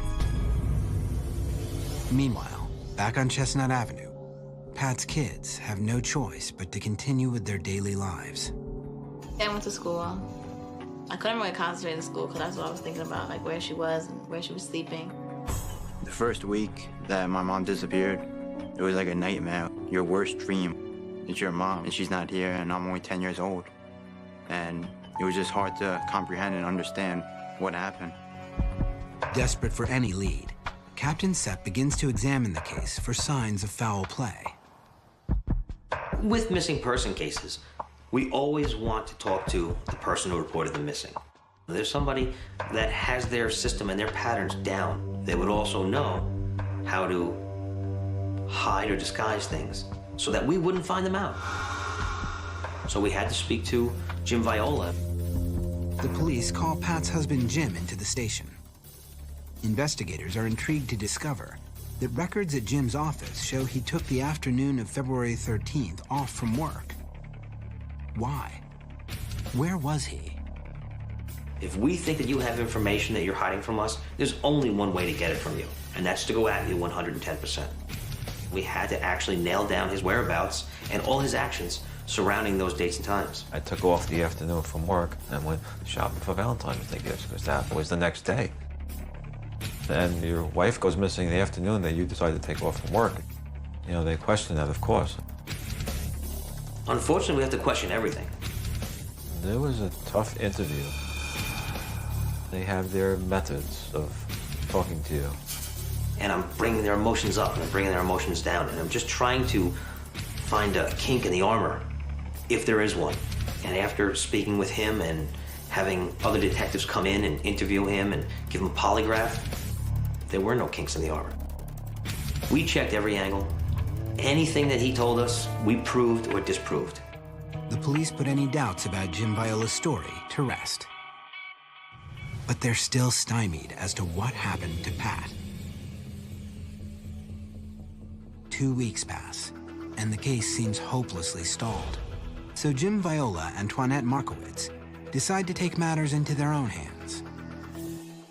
Coming up, Jim and Toinette track down a lead suggesting Pat could be nearby and in distress. And the girl amazingly remembered that Pat was there, and she saw her. New Jersey housewife Pat Viola has been missing for 2 weeks. She's left almost no trace, and police have no leads.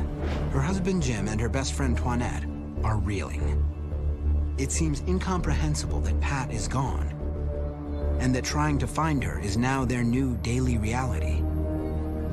They start to formulate their own theory. When Pat and Toinette last spoke, Pat brought up Valentine's Day gifts, and that she was looking for something specific. When she came into Brooklyn for the party, I had this singing monkey. I just wanted like a gag thing to give to my husband.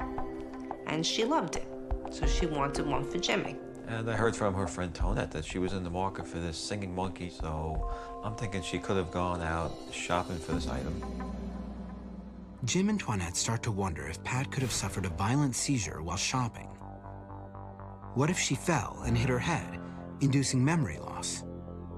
Stress can trigger an epileptic fit, and Pat certainly seemed stressed the day before she went missing. Perhaps she's an amnesiac at a hospital somewhere, uncertain of who she is or how to get home.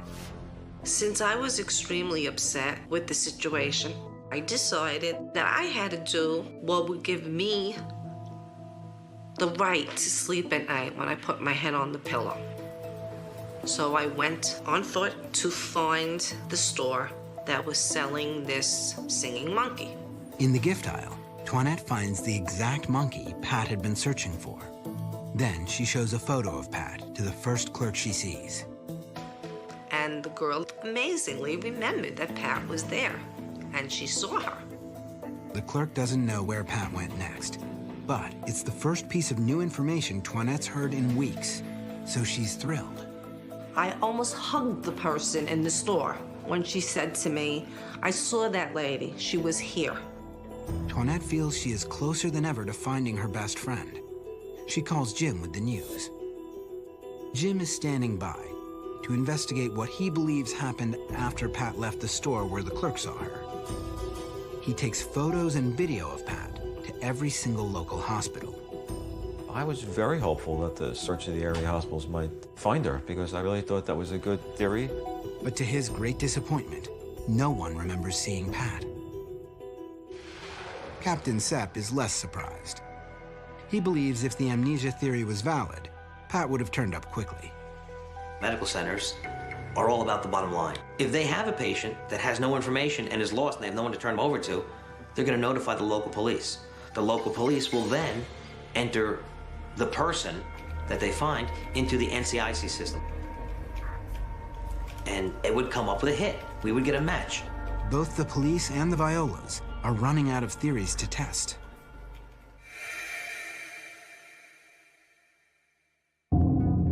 It's mid-March. 1 month has now passed since Pat Viola vanished from her home in New Jersey. The investigation has started to falter, and the police need help. After the search, we turned to the media. We put out press releases. We called newspaper people in. We called television crews in. Anybody that would come listen to our story, we put it out there, and we threw it out there every day. We put it out as many times as possible. After each new broadcast, Captain Sepp and Jim Viola wait for a miracle. And then, when they least expect it, one seems to appear.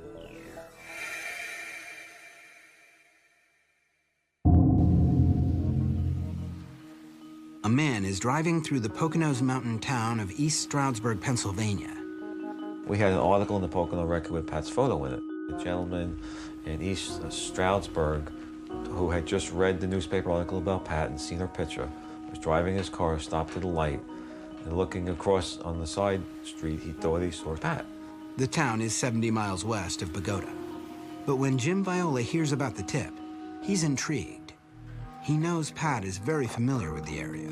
Jim and Pat had a timeshare that they used out in Stroudsburg, just over the border into Pennsylvania from New Jersey. And it was a place that they went to get away. Certainly the idea that maybe Pat wanted to get away for a couple days crossed through my mind. Perhaps the argument with Donna pushed her over the edge, and Pat somehow found her way to the mountain house. Could something have happened to her in the Poconos, which left her unable to get back to her family? So as soon as I found out, I mean, I immediately took off from work, went down to the area. I've spent the whole day there. Jim went and posted missing flyers and posters all throughout the area. I was all over it. We got TV coverage in the area, and it sounded promising.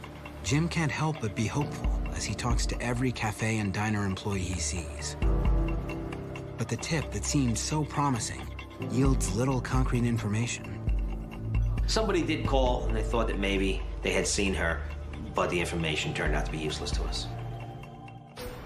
Throughout the next several months, leads come pouring in every time Pat's story airs on television. Whenever you get a tip, it really lifts up your spirits, and you are all over it. Over the next year, Jim and his family live through the emotional ups and downs of dozens of sightings and tips. Your adrenaline just comes right in and doesn't stop flowing until you hear, "No, I'm sorry, it wasn't her." Coming up, a horrifying call sends police scrambling in pursuit of a murderer. His exact words were, "I killed the old girl." Captain James Sepp has been tirelessly working to find Pat Viola for over a year. Well over a year into the case, he received a startling phone call. I was working one night in the Detective Bureau, and my phone rang. And a gentleman on the other end just came right out and said, "I killed Pat Viola." His exact words were, "I killed the old girl." It really piqued my interest, although the person did say one thing that was very odd. "I have her driver's license." Well, she didn't have a driver's license. The comment makes Captain Sepp wary. He knows Pat's license had been suspended 3 months before she went missing. But he still can't ignore this call. It's very possible maybe she left with an old driver's license. I couldn't be absolutely positive, so I kept the person on the phone as long as I could, and the entire conversation was recorded. I called the Bergen County Prosecutor's Office, and I asked them to put a trace on the phone call that came into headquarters, and they were able to trace back the records to an address in Florida. The connection seems tenuous, but if the police can track down this man, they may just find out what happened to Pat Viola. The man on the phone says he is getting on a bus that's heading up the East Coast toward Massachusetts. Then, he offers the name of a woman who will be traveling with him. New York and New Jersey area police mobilize a unit in North Carolina to stop the bus on the highway. But once on board, they find no one that could possibly be the caller. But they do find the woman he mentioned, and she knows exactly what's going on. She confirmed for us that it was her ex-boyfriend, and her ex-boyfriend was harassing her because she left him for another man and was going up to his place in Massachusetts. The entire episode is a bizarre ruse. Basically, it was a way for him to try to get back at his ex-girlfriend for leaving him. He thought it was a great way to harass her. Turned out it really wasn't. And as work on the Pat Viola case continues, it becomes harder to bring in new and accurate information, even when tipsters mean well. After a while, people have heard it all. They've read it. And then their memories start becoming what they read and what they saw on TV as opposed to what their actual memory is. The case goes cold for several more years.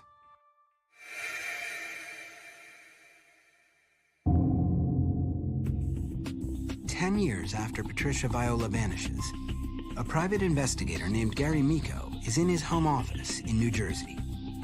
I came onto this case by reading an article online about the plight of the missing and the unidentified in our country, and was appalled. I didn't know what I could do. I thought maybe I could help someone. I began by searching missing persons in New Jersey, and stumbled across the Patricia Viola website. Miko is touched by how much time and effort has been poured into creating the website. He calls Jim Viola to volunteer his services. The first thing I needed to do was just get an overview of the case. I drove up here to view the neighborhood, to see it, to feel it, to be here 11:30, 11:40 a.m., the same time that she went missing. I wanted to see what she saw. I wanted to walk where she walked. Miko tracks down the mailman whose route ran through Pat's neighborhood years before, on the day Pat went missing. He remembers seeing her walking home that day. And then the mailman says something strange. The mailman says, I can't believe there's not a connection between what happened in 1997 across the street from the Viola residence and Patricia's disappearance. Investigator Miko's surprised to learn that another dark event occurred on Chestnut Avenue. October 23rd, 1997, there was a triple homicide in a house across the street from where Jim Viola and his wife Pat lived. It was a robbery that turned bad, and the home invasion turned out to be the scene of a triple homicide. The neighbor was a diamond dealer, and gems were at the heart of the robbery. The murderers were quickly caught, thanks to a neighborhood tipster who spotted a suspicious-looking man waiting in a car.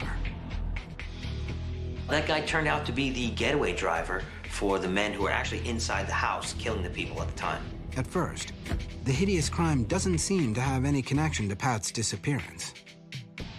Well, you hear that, but that's 1997 is a triple murder. This is now 2001. How could 1997 overlap into 2001? Then, Gary Miko stumbles across a tantalizing fact. He learns that the murder trials were going on in late 2000 and early 2001. And during that time, there was a nefarious turn of events.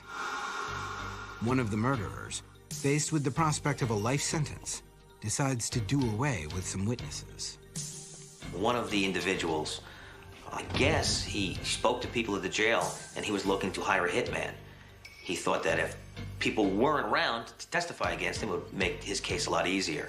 Fortunately for us, someone in the jail turned this information over to the sheriff's department, and we were able to get an undercover detective from the Bergen County Prosecutor's Office in to pose as a hitman. Thanks to the planted hitman, the county prosecutor is able to foil the plot. Still, several people in the neighborhood wonder if through some connection to this case, harm may have come to Pat Viola. Could the murderers on trial have assumed Pat Viola was the watchful neighbor that turned them in? The Bogota police aren't convinced. Pat Viola was never part of that investigation. She wasn't a witness, she wasn't spoken to, she didn't come forward with anything. The only coincidence between the triple homicides and Pat Viola was the fact that she lived on the block. Still, many find it hard to believe that two incredible events on the same quiet block of a small town are unrelated. Perhaps there was more to the tripped alarm the morning Pat disappeared than anyone realized. Burglars do hit homes twice. They do hit the same homes twice. It does happen. And with the amount of press, and there was a lot of it at the time in 2001 on the trial, maybe some bad guys were reading the paper again. Maybe they said, well, you know what, they're still living in the home. They're still involved in diamonds, and maybe we need to hit it again. Maybe they hit the wrong house. It's a major stretch, but it's 10 years later, she's not here, you need to look into it. Today, Jim Viola still keeps the wrapped Valentine's Day gifts he bought for his wife over 10 years ago. He's hoping to give them to her someday. For over a decade, Jim has tirelessly worked to find his wife, and his hard work has not gone unnoticed. In 2008, New Jersey's Governor Corzine signed a law mandating specific police protocols when a person goes missing. It's called Patricia's Law, in honor of Jim Viola's efforts to push the bill through. In the summer of 2010, a national missing persons group called Jim with an offer to help. They do a cross-country tour where they feature up to 100 missing persons. But this particular year was special. Pat was selected to be the main honoree for the entire tour. The release of the balloons into the air brought goosebumps to everybody, because no matter what You just don't forget people you love. The tributes are comforting, but they don't make up for the sorrow Pat's family feels on days she would have cherished. I got married on November 25th, 2009. I got emotional at my wedding because it was hard for me and I wish she was there. Well, holidays these days are very tough. Whenever the holiday time rolls around, I tell myself, I can't do this. But every year I manage to do it. I pull it together for the kids, put up the tree. The tree we bought together in 2000. And that's the tree I put up. For families of the missing, it's not just holidays that are difficult. I think about my mom every day, especially when I'm with my kids. Everything you do, it's on your mind. You don't want to do anything else. You're sitting in front of the TV, you're watching the ball game, and you feel like you shouldn't be doing this. You feel guilty. You should be out there trying to find her. I think about my mom every day before I go to bed, and her whereabouts, her well-being, and just hoping that she comes home.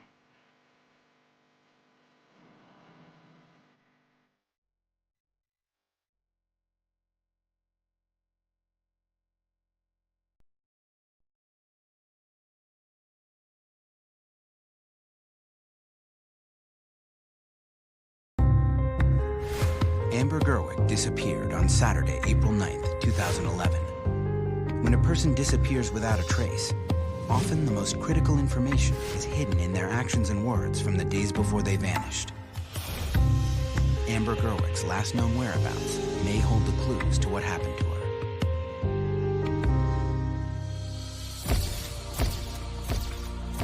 Mother of four, Amber Gerwick, vanishes suddenly from her Jackson, Michigan home.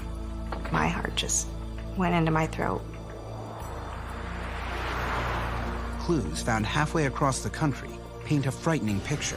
I saw the video and I just literally could not breathe.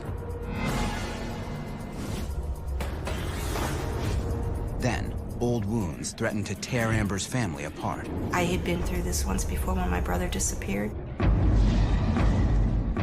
With him, they found a body. How could we as a family endure a disappearance again? What happens next stuns even the most hardened cops. Every now and then, no matter how many cases you've done, somebody will throw a curveball at you from left field.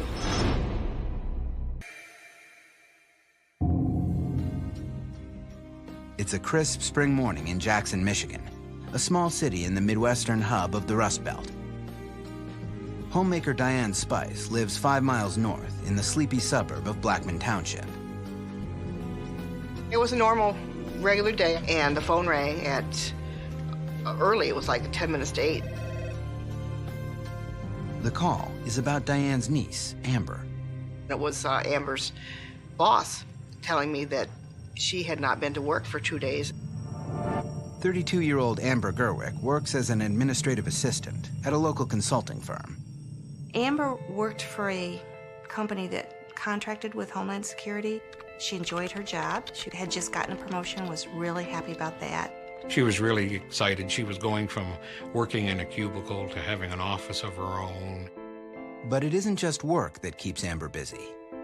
She was taking a medical administration course part-time at school, working full-time. She was maintaining a 4.0 average while taking care of a family. Amber has 4 children. She and her ex-husband share custody. Amber was at a good place in her life. To Diane, her niece's sudden absence from work seems out of character. For her not to show up for 2 days without calling in was very unusual. So I thought, well, maybe she's sick. Amber has recently moved to a 1-bedroom apartment a few minutes from her Aunt Diane's home. Diane decides to check in on her.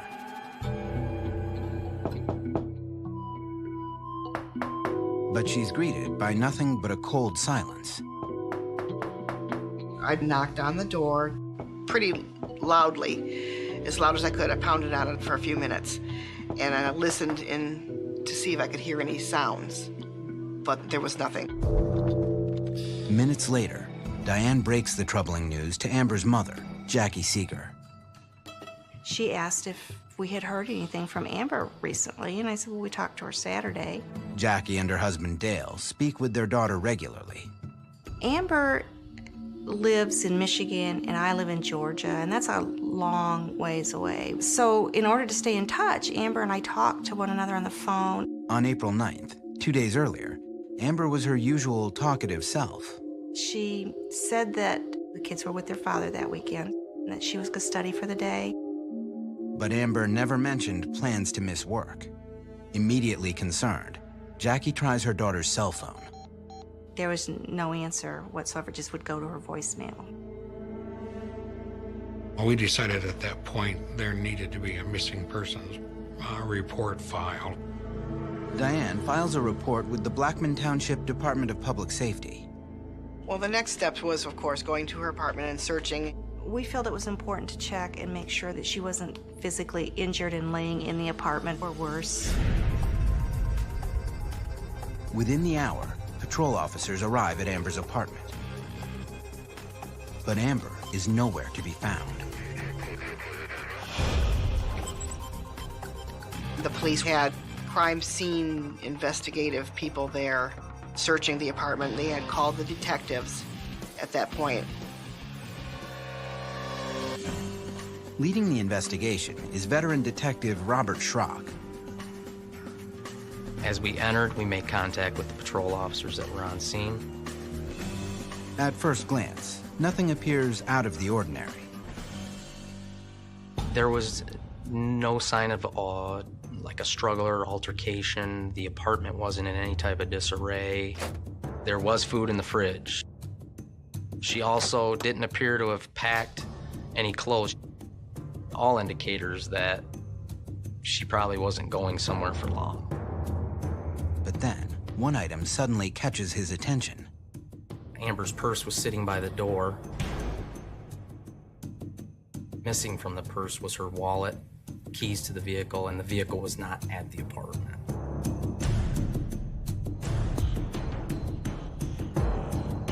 The evidence found in the apartment leads police to believe that Amber had left willingly. Until Detective Schrock reaches the bedroom at the end of the hall. As I walked into the bedroom, I located a cell phone sitting on the bed. And the cell phone was still on. A laptop and various school books are also strewn across the bed. So it looked like she just got up and took off. The objects left behind in the bedroom raise a new level of concern. It made it more suspicious because most people won't leave their cell phone. We were completely mystified. We did not know what could have caused her to leave the apartment without her cell phone, because it was attached to her like, you know, it was part of her skin. Detective Schrock begins to piece together possible scenarios. It's one of two things. It's either Amber didn't want to be contacted, or somebody got a hold of her. Did somebody break in? Did somebody get into the apartment? And did somebody take her forcefully? But who would want to harm Amber Gerwick? Police speak with a number of friends and acquaintances, including Amber's ex-husband, but no one stands out as a suspect. However, down in Georgia, the Seegers are convinced their daughter would never disappear under normal circumstances. When she walked out of that apartment, we're thinking there's something wrong. Amber never would have left her children, just up and left her children. Amber's career in security contracting gives her access to an inventory of sensitive government information. Her family wonders if Amber's disappearance is somehow connected to her job. She probably would have known a number of things that could have been important to somebody that was maybe a terrorist or something. Imagination goes wild. You can think of so many different things that could be going on, so many whys and so many what ifs. The clues found in Amber's apartment in Michigan leave the family with a host of agonizing questions. but none points police towards an answer. It was important to get going on this because the last time anyone had spoke to her was on the 9th. A couple days had already gone by, so we were already behind on trying to figure out what had happened. When Detective Schrock returns to the station, he enters Amber into the National Crime Information Center, or NCIC. The system will raise a red flag if Amber or her vehicle appear on police radar for any reason. At that point, we were kind of in this limbo. Like, what do we do? We are sitting here in Georgia. She's missing in Michigan. You know, who do we contact? Who do we talk to? Where do we turn for help? Then, only 3 hours later, the case takes a startling turn. And then suddenly we get this call that the car turned up in Georgia as an abandoned car in Tunnel Hill. I remember having to have that repeated to me because I must have heard it wrong. Her car couldn't have been in Tunnel Hill, Georgia. And here's her car, 600 miles away from Jackson, where she lives. And we're like, now what? Coming up, police uncover a puzzling new clue. I saw the video and I just literally could not breathe. Mother of 4 Amber Gerwick has gone missing from her home in Jackson, Michigan. But just 3 hours after her family filed a missing persons report, Amber's car turned up in the parking lot of a Dollar General store in Georgia, over 600 miles from Jackson. And everything changed. The search had suddenly moved from Michigan to Georgia. What's most perplexing is not the SUV's distance from Amber's home in Jackson, but rather its proximity to her parents' home in Calhoun. That's about 35 miles north of us. It's way off the highway. It's just kind of an out-of-the-way place. According to Tunnel Hill Police, the SUV was abandoned in the parking lot at least 2 days earlier. Did she drive the car down here? Did someone force her to drive the car down? Did someone do something to her and then take her car?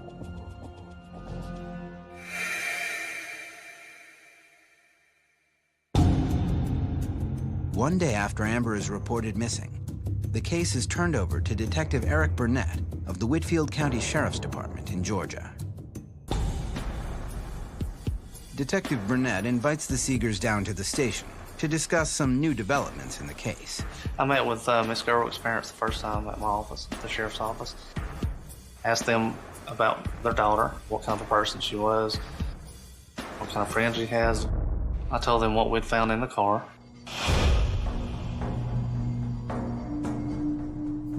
He said initially there appeared to be no signs of a struggle inside of the vehicle. There was no signs of violence. There was no blood evidence. However, what police did find in the front seat of Amber's car raises a slew of new questions. Miss Gerwick's wallet was located in the car. There was no money there. It was just a debit card and her driver's license. Police also found Amber's keys locked inside the SUV. That was very strange to me. If Amber drove the car, why would she leave her most important possessions behind? But then, if Amber were abducted, why would the kidnapper leave her possessions out in the open? We ran all kind of scenarios, what might have happened to her. But the more we did that, the more confused we got. Is she running from anybody? Has someone done something to her? Those are questions that we needed to have answers for pretty quick. There had to be something wrong for her to lock her billfold and her keys in. And the only thought that goes through my mind was she did that deliberately so somebody would know that she had been there, like leaving the breadcrumb trail. Then, Detective Burnett reveals the most valuable piece of evidence found in the SUV, a small paper receipt. The receipt lists a number of purchases made at the Dollar General store. But since the receipt was locked inside Amber's SUV, whoever was driving the car must have been a customer at the store. And chances are, this person was caught on one of the Dollar General's many surveillance cameras. Based on the receipt, we knew the time and a date of where to look. We wanted to see exactly who was in that store. We went to the Dollar General store and met with the manager at the store to watch the video. Detective Burnett cues the footage up to Sunday, April 10th at 8:04 a.m., the time stamped on the receipt. What it reveals will turn the investigation on its head. This is a surveillance video. It showed a female in there buying several items and leaving the store. She was a white female. She had a University of Kentucky blue sweatshirt on, blue jeans and tennis shoes. I saw the video and I just literally could not breathe. Looked at the monitor and there's my daughter.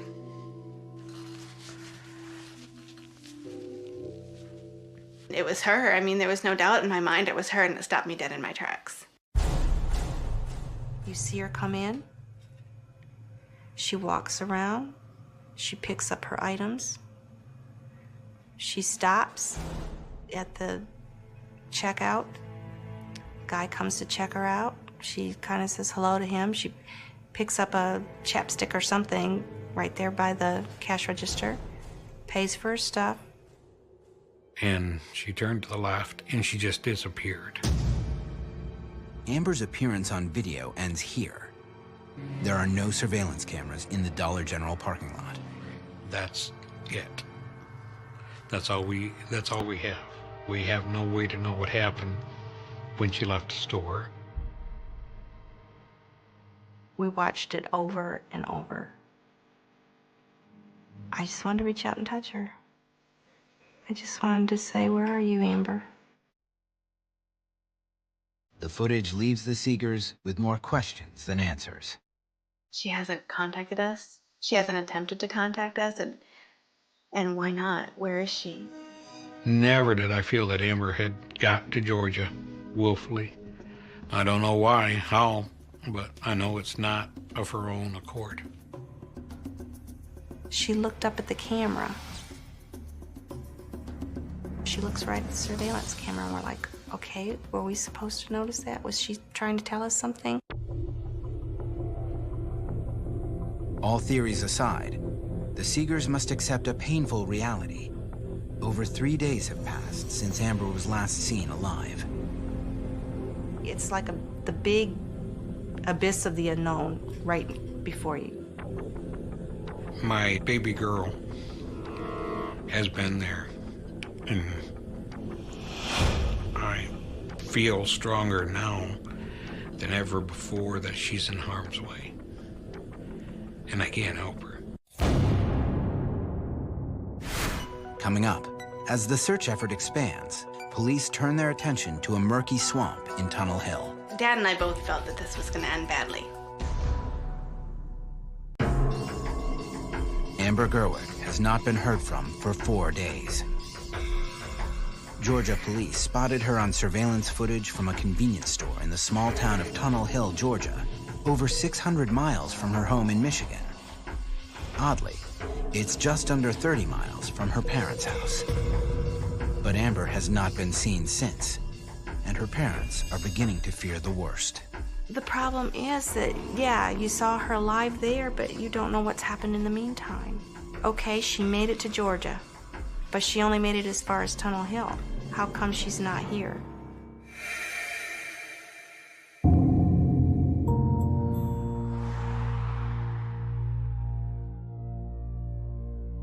No new leads have surfaced in the last 24 hours, and Amber's father, Dale, is growing restless. Very much a helpless feeling. I don't know what to do. I haven't slept 2 nights before. Emotionally, I'm just torn up. Dale decides to play a more active role in the investigation. I finally had enough. I had to go looking for Amber. He drives to the site of Amber's last known whereabouts, the Dollar General store. I had to walk up and down the aisles. I know that I'm not going to find her there, but I know that that's where she was. And I walked up and down these same aisles I'm in the aisle where they have the lotions and the shampoos and the stuff, and I walk up and down that. And while I'm walking, I'm thinking, Amber, what's happened to you? There are no new clues to be found inside. But outside, the store's property borders an expanse of densely wooded swampland. So I walked out and back, and I walked a grid pattern by myself, looking for my daughter in the tall grass. I'm not going to deviate from a straight line for nothing. So I'm walking through the brambles, I'm walking through the berry bushes, I'm walking through everything. Dale is driven by instinct, but terrified of what he might find. I climbed down in the drainage culvert, walked that from one end to the other, walked out there through the mud as much as I could to find her. After trudging through acres of jagged bramble and putrid swamp, Dale can go no further. I just sat there and looked down. I was all scratched up, my legs were all muddy and everything. I remember buying some bottled water and washing my legs and stuff off. And I remember the dread of going home because I had not been successful.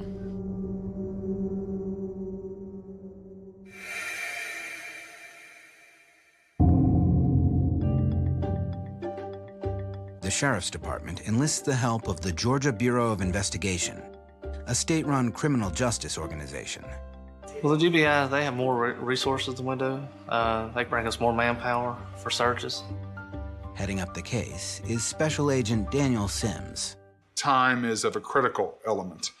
The first couple of days is very important in the collection of facts and evidence, mainly because those things are perishable.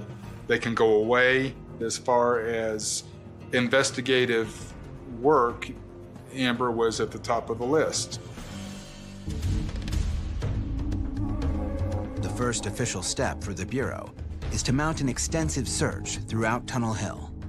We organized a search with about 30 emergency personnel. The area around the Dollar General store is extremely rural. And it's hilly, if not mountainous. We wanted to make sure that she wasn't in the woods.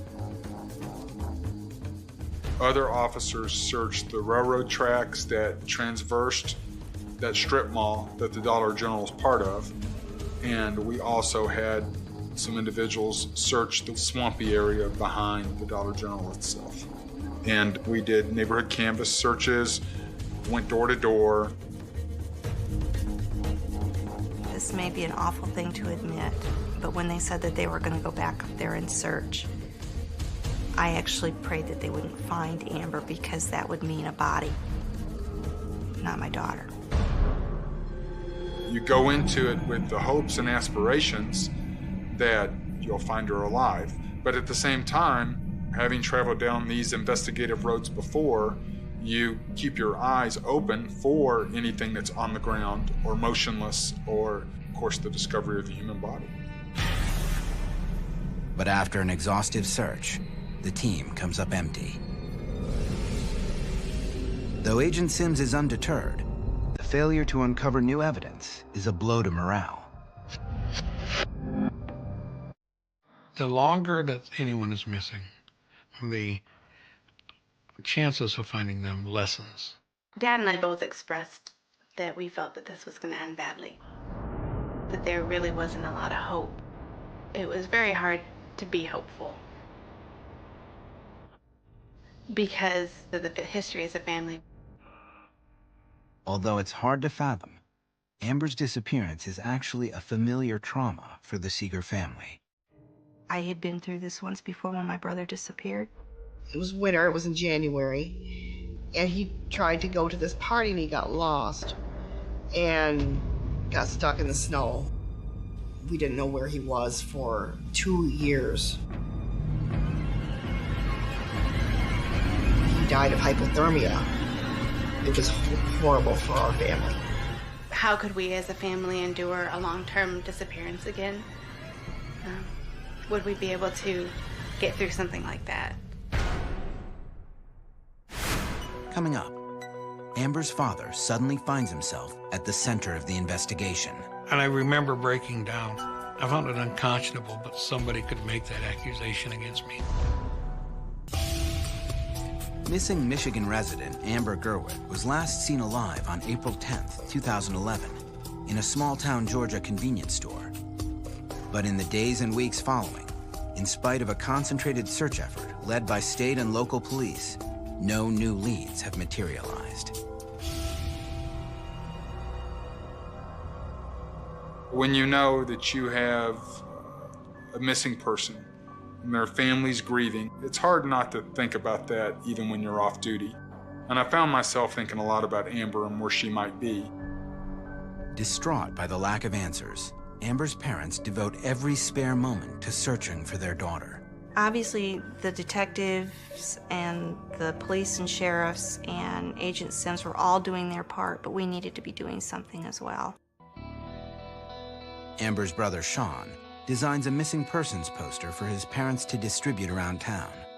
It had 3 pictures of Amber on it. Probably the most important picture, believe it or not, was a large angel tattoo on her shoulder. I was never happy that Amber got tattooed until we had this huge angel that we could put out there and say, here's an identifying mark that you can use to find her.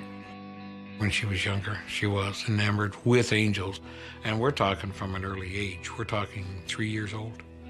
I had an angel pin, and when I saw the pin, I'd forgotten I had it. I pulled it out and I put it on. It served to help me. You know, I wore it every single day.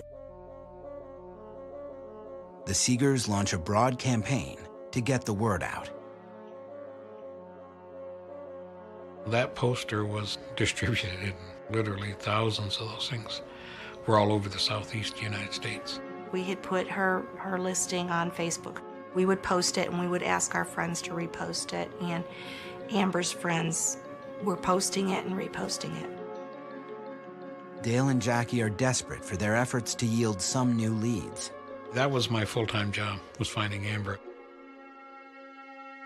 Meanwhile, Agent Sims is working every angle, including some of the darkest places on the criminal landscape. There is a certain segment of our society that are predators, and they do target people. We did focus on local sex offender databases, and we actually interviewed some people that were on that list. Then, on April 27th, disaster strikes the South. Northeast Alabama and Northwest Georgia and Southeastern Tennessee got hammered with a series of F4 tornadoes. We had to divert ourselves from the investigation to focus on rescue efforts. It was a pretty trying time for everybody in the Northwest Georgia region. Suddenly, at the Georgia Bureau of Investigation, Amber's case is no longer priority number 1. We knew that he literally did not have time. That was rather devastating for us. There might be, 2 or 3 hours a day that I could focus on Amber's investigation, and then it was right back to our efforts in helping the communities that were afflicted by the tornadoes. But despite Agent Sims' vigilance, weeks go by with no new answers. For the Seegers, each passing day erodes their hopes of finding their daughter. Amber had been missing for 3.5 weeks. We cried, we prayed, we didn't sleep. It was a real tough time. We were running out of ideas.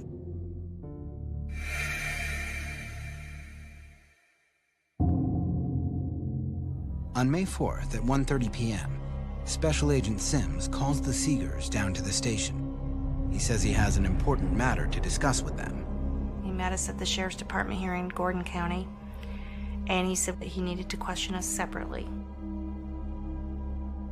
I told her that we had investigated the case thoroughly, that we had absolutely no evidence to suggest that her daughter had become the victim of foul play. We had no evidence that she was alive. He said, we have no more leads. We don't know where to look anymore. It wasn't that we were stopping the investigation. It was just at the stage where we knew that it would be easy to perceive that the investigation was grinding to a halt. That was extremely upsetting. For Jackie, what Agent Sims told her is almost impossible to accept. But when Agent Sims sits down with Dale, the news only gets worse. During that meeting with him, he said something to me. Somebody had made the accusation that I knew where Amber was, and I was helping her to stay hidden. Information had come our way that Dale would do this, and it was a bridge that I felt like I had to cross with him. Dale feels blindsided by the accusation. I remember breaking down. I found it unconscionable, but somebody could make that accusation against me. One of the most unpleasant parts of my job is when I've got to sit down with somebody who is truly grieving and then challenge them as to whether they have committed a crime.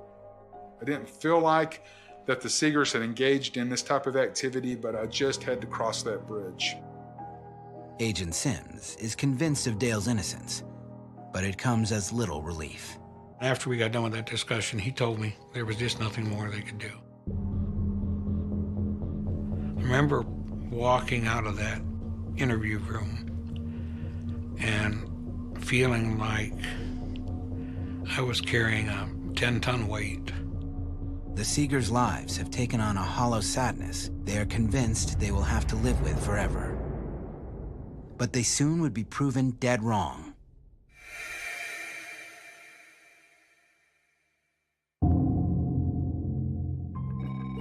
Later that day, Agent Sims gets an unexpected call. A few hours after I had this meeting with the Seegers, I received a call from the Whitfield County Sheriff's Office. One of the secretaries in the investigative division said, "You need to contact the Joliet, Illinois Police Department. There's a detective there that wants to speak to you." No matter how many cases you've done, no matter how many investigations that you have undertaken, every now and then somebody will throw a curveball at you from left field. Only 2 hours after returning home, the Seegers' phone rings. It was Special Agent Sims. I recognized the phone number and I said, "Yes, Special Agent." He says they've located a woman in Joliet, Illinois, who matches Amber's description, that has amnesia. Their department had found a young female wandering in a city park and had flagged down the police. She was suffering from memory loss, did not know who she was, and that they had been dealing with a Jane Doe. Then he says something Amber's father will never forget. This woman had a tattoo of an angel on her back. Coming up, a dramatic break in the case is not exactly what it seems. I'm looking into a face that isn't right. I don't know how to explain it. She just didn't look right. It's been 3.5 weeks since missing mother Amber Gerwick was last seen in Tunnel Hill, Georgia. Her family had all but given up hope of finding her when they received some astonishing news. An unidentified woman suffering from memory loss was found in Joliet, Illinois, nearly 600 miles north of Tunnel Hill. Joliet police think it's Amber. They've located a woman that matched her description identically, that had an angel tattoo on her right shoulder. In Joliet, the story of the woman who lost her memory had caught the attention of the local media, who broadcast a photo of the mysterious woman. The photo was seen by someone familiar with the missing person flyer posted on Facebook. The Facebook communication was that this is the person you're looking for. She's Amber Gerwick. Sims sends the Seegers a photo of the woman taken at Silver Cross Hospital in Joliet. And there was Amber in a hospital bed, staring at us. I just said, it's her. It's her. And Dale's like, it's her. She's there. She's alive. We were jumping. We were screaming. We were crying. My happiness wasn't even close to their happiness. Over the phone, you could hear that weight being lifted, you know, and all of a sudden this flood of hope coming into their heart that, you know, their daughter's alive.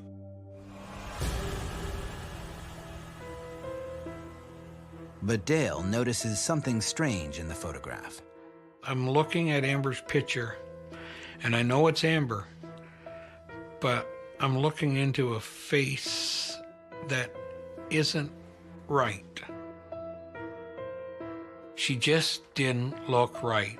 Her eyes were empty, and I didn't see Amber's personality shining back at me.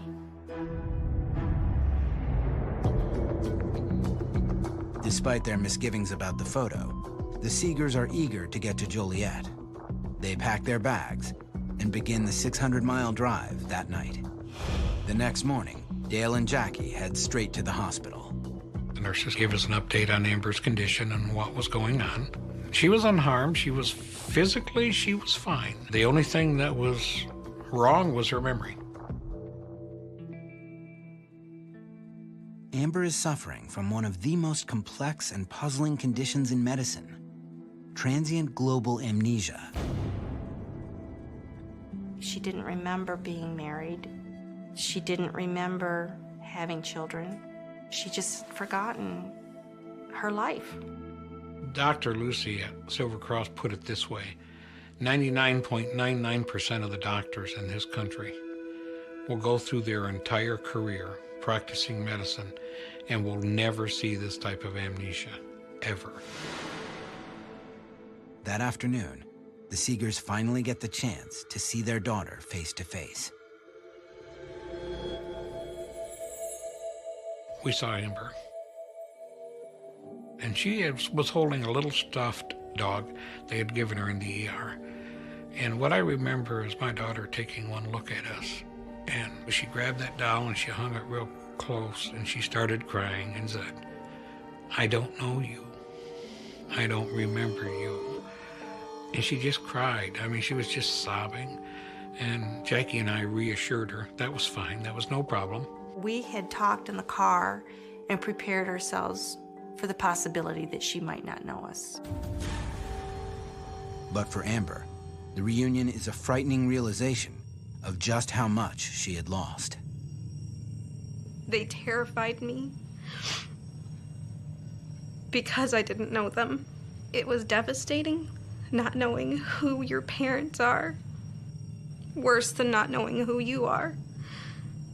These are the people who raised me.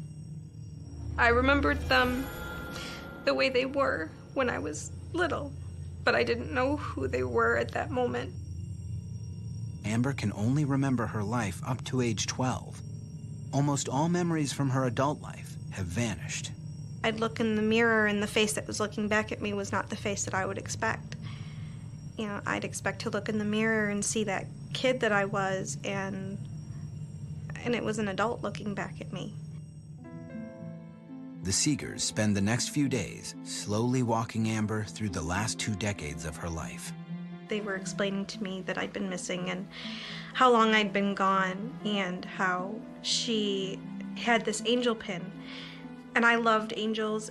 I gave her the pin and I told her, Amber, told her why I'd worn it every day. And now you need to find yourself. So this is your angel pin now to help you find yourself. At the end of the week, Amber is reintroduced to her 4 children. She met with each of them for a half an hour, one at a time. It was a difficult thing, but she enjoyed seeing her kids, and they were overjoyed. Amber is released from the hospital and travels with her parents to Georgia to begin a long and strenuous recovery process. But many questions still remain, particularly What happened the night she disappeared? Fortunately, Amber can recall her last hours of lucidity. I remember studying, sitting at my computer, trying to get schoolwork done. In the early evening, Amber took a break from studying and headed to a nearby convenience store. I remember going down to the car and getting there and realizing I'd left my phone upstairs. All I had grabbed was my keys and my wallet. I didn't see any reason to go back upstairs to grab my phone when I was only going to be gone for a few minutes. I went to the convenience store down the road. I picked up a couple of small things there, and then that's it. It just stops. It's like there's nothing else after that until I remember the hospital. Doctors assume Amber spent the next 3.5 weeks in what is known as a dissociative fugue state. Dr. Lucy told us that the person that is in the fugue state can still operate. They can take care of themselves. They just don't know what's going on. They don't remember it. But no one knows what triggered the episode. We know that a traumatic event can cause global amnesia. That's what we believe happened. Amber numerous times has been very specific in a fear that a man walks up behind her, puts his left hand on her right shoulder and spins her around. This is something new. I believe that somebody grabbed her from behind and either frightened her terribly or did something to her and she ran. Amber is still haunted by the dark gaps in her memory. She still has no idea where she was, where she ate, or where she slept at night during her fugue state. I refuse to think about what happened during those 3.5 weeks when I was missing. What caused me to walk away? What caused me to just disappear like that? What happened to me while I was gone? I could drive myself crazy thinking about those things. I've had to stop thinking about it and just accept that those 3.5 weeks are gone and that I'll never get them back, even if I get the rest of my life back. Today, Amber is still working to recover the memories she lost, but she has a positive outlook towards the future. There's so much she doesn't know, so much she doesn't remember, and she wants to know it all. She wants to learn it all. She's remembering a little bit more each day. The Amber that you see today is the Amber that she's always been. There's really no change in her personality. Her sense of humor is the same. The best thing that has come out of having amnesia, I've had this opportunity to examine my life and the decisions that I made from an almost a third-person perspective. How many people get a chance to re-examine their life like that? Through her ordeal, Amber has learned a valuable lesson. The one thing in the world that mattered the most to me is that people don't lose hope. You have to keep hoping that if somebody that you love is missing, that they're out there. It means the world to me to remember every day how many people refused to give up that I would be found. You can't give up. You have to keep